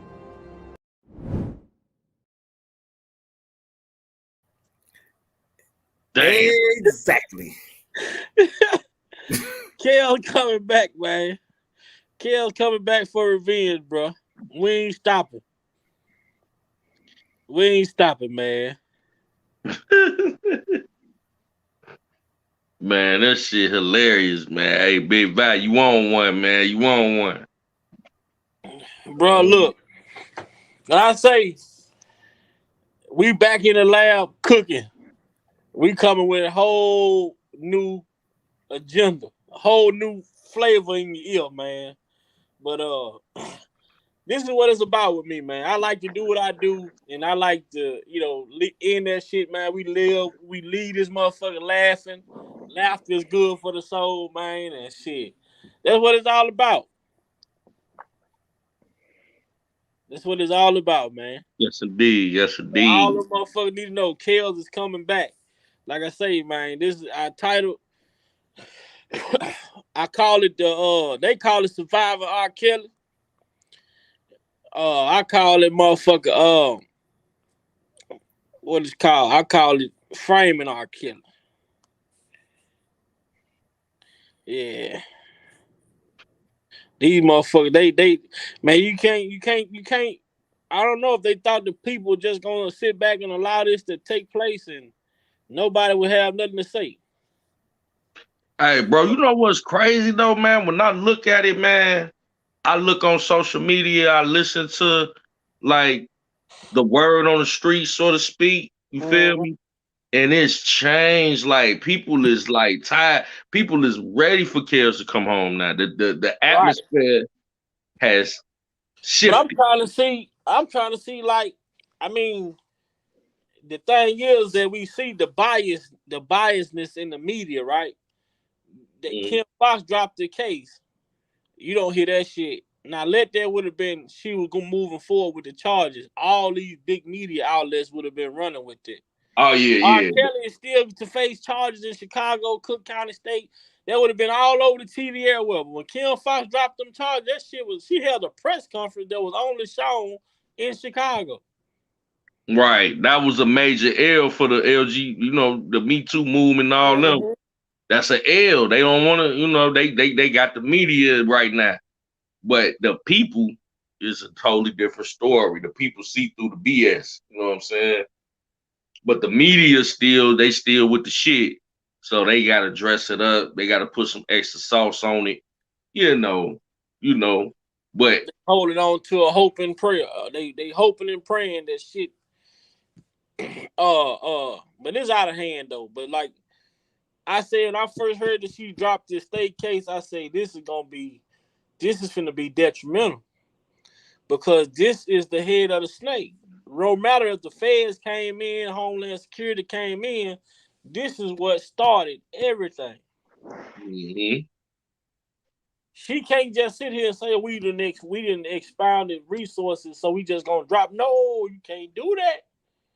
Because you brought this case saying that this man had been participating in doing all this shit, and you just drop it. That's exactly the point that I said a while back when I mentioned the fact they said, and she was talking about, I know some of the survivors might be disappointed, but I want to thank the survivors for coming forward to try to tell their story. You solicit them. You solicit all of them to come forward. Talk about you want to thank them, and now all of a sudden you're gonna drop them. You're gonna drop the case now. You know what? The fact of the matter is, you intentionally try to do all this shit just to use them up and spit them out. And the sad part about it, they didn't even know that they were being used in the first place. Man. And I'm not a big person that be like rubbing stuff in people's faces and things of that nature. But I swear for God, when Kels come up out of there, I'm finna go ham on all my social. I told you, motherfucker. I'm finna go crazy. It's coming, man. It's near. You could just feel the energy in the air, man. Like, he coming up out this bullshit, bro. And it ain't nothing they could do about it. You know what I'm saying? It's inevitable. And I just cannot wait for the day, man. I just cannot wait for the day, man, where I could go on here and log on and hit Boosie's daughter. I told y'all niggas. He coming home today. I tell you what, I'm with you, Jeff. I'm kind of the same way. I'm not that type of person that I try to rub it in people's face. But I'm gonna tell you something. When that happens, bro, I'm gonna rub that in like vapor rub on a chest cold, dog. Man. I'm talking about a deep penetrating rub on that. It's going down, man. It's going down. All I'm gonna say, powder, powder. Bring your face to bitch. Yeah, man. But I don't know, man. We didn't finally hit the ground, man. We've been on this thing 3 hours and 17 minutes, man. Straight laughing and bringing good conversation, man. The chat been engaging all night, man. Salute to the chat. Seeing some people over the night that I was excited to see. Salute to y'all for coming, man, kicking and hanging out with us, man. We're gonna keep on creating that positive environment for you all to come over and chill and hang out, man. We missed Derek tonight, but Derek gonna give us a good 30 minutes strong, but shit, after that 30 minutes, let me out the car though. Derek gone. We ain't have Dean in here tonight. We ain't had Lil Mac Savage, Clary, Tasha K. Lil Mac, Tasha K, Savage, Clary. We gonna put an APB out on you, man. We ain't seen you in a minute.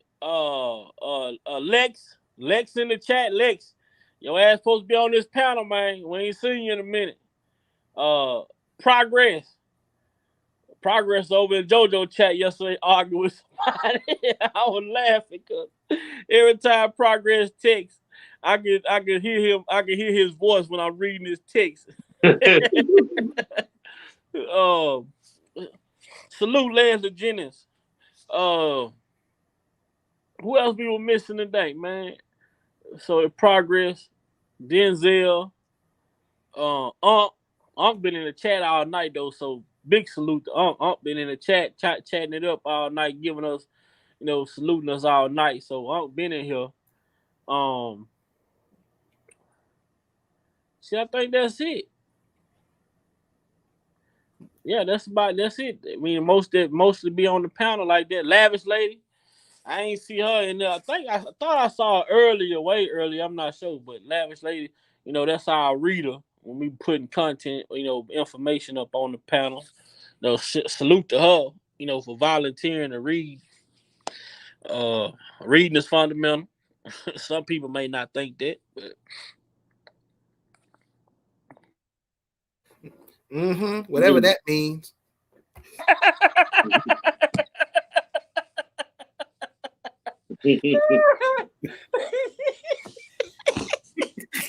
So you was being promiscuous. Yeah, whatever that means.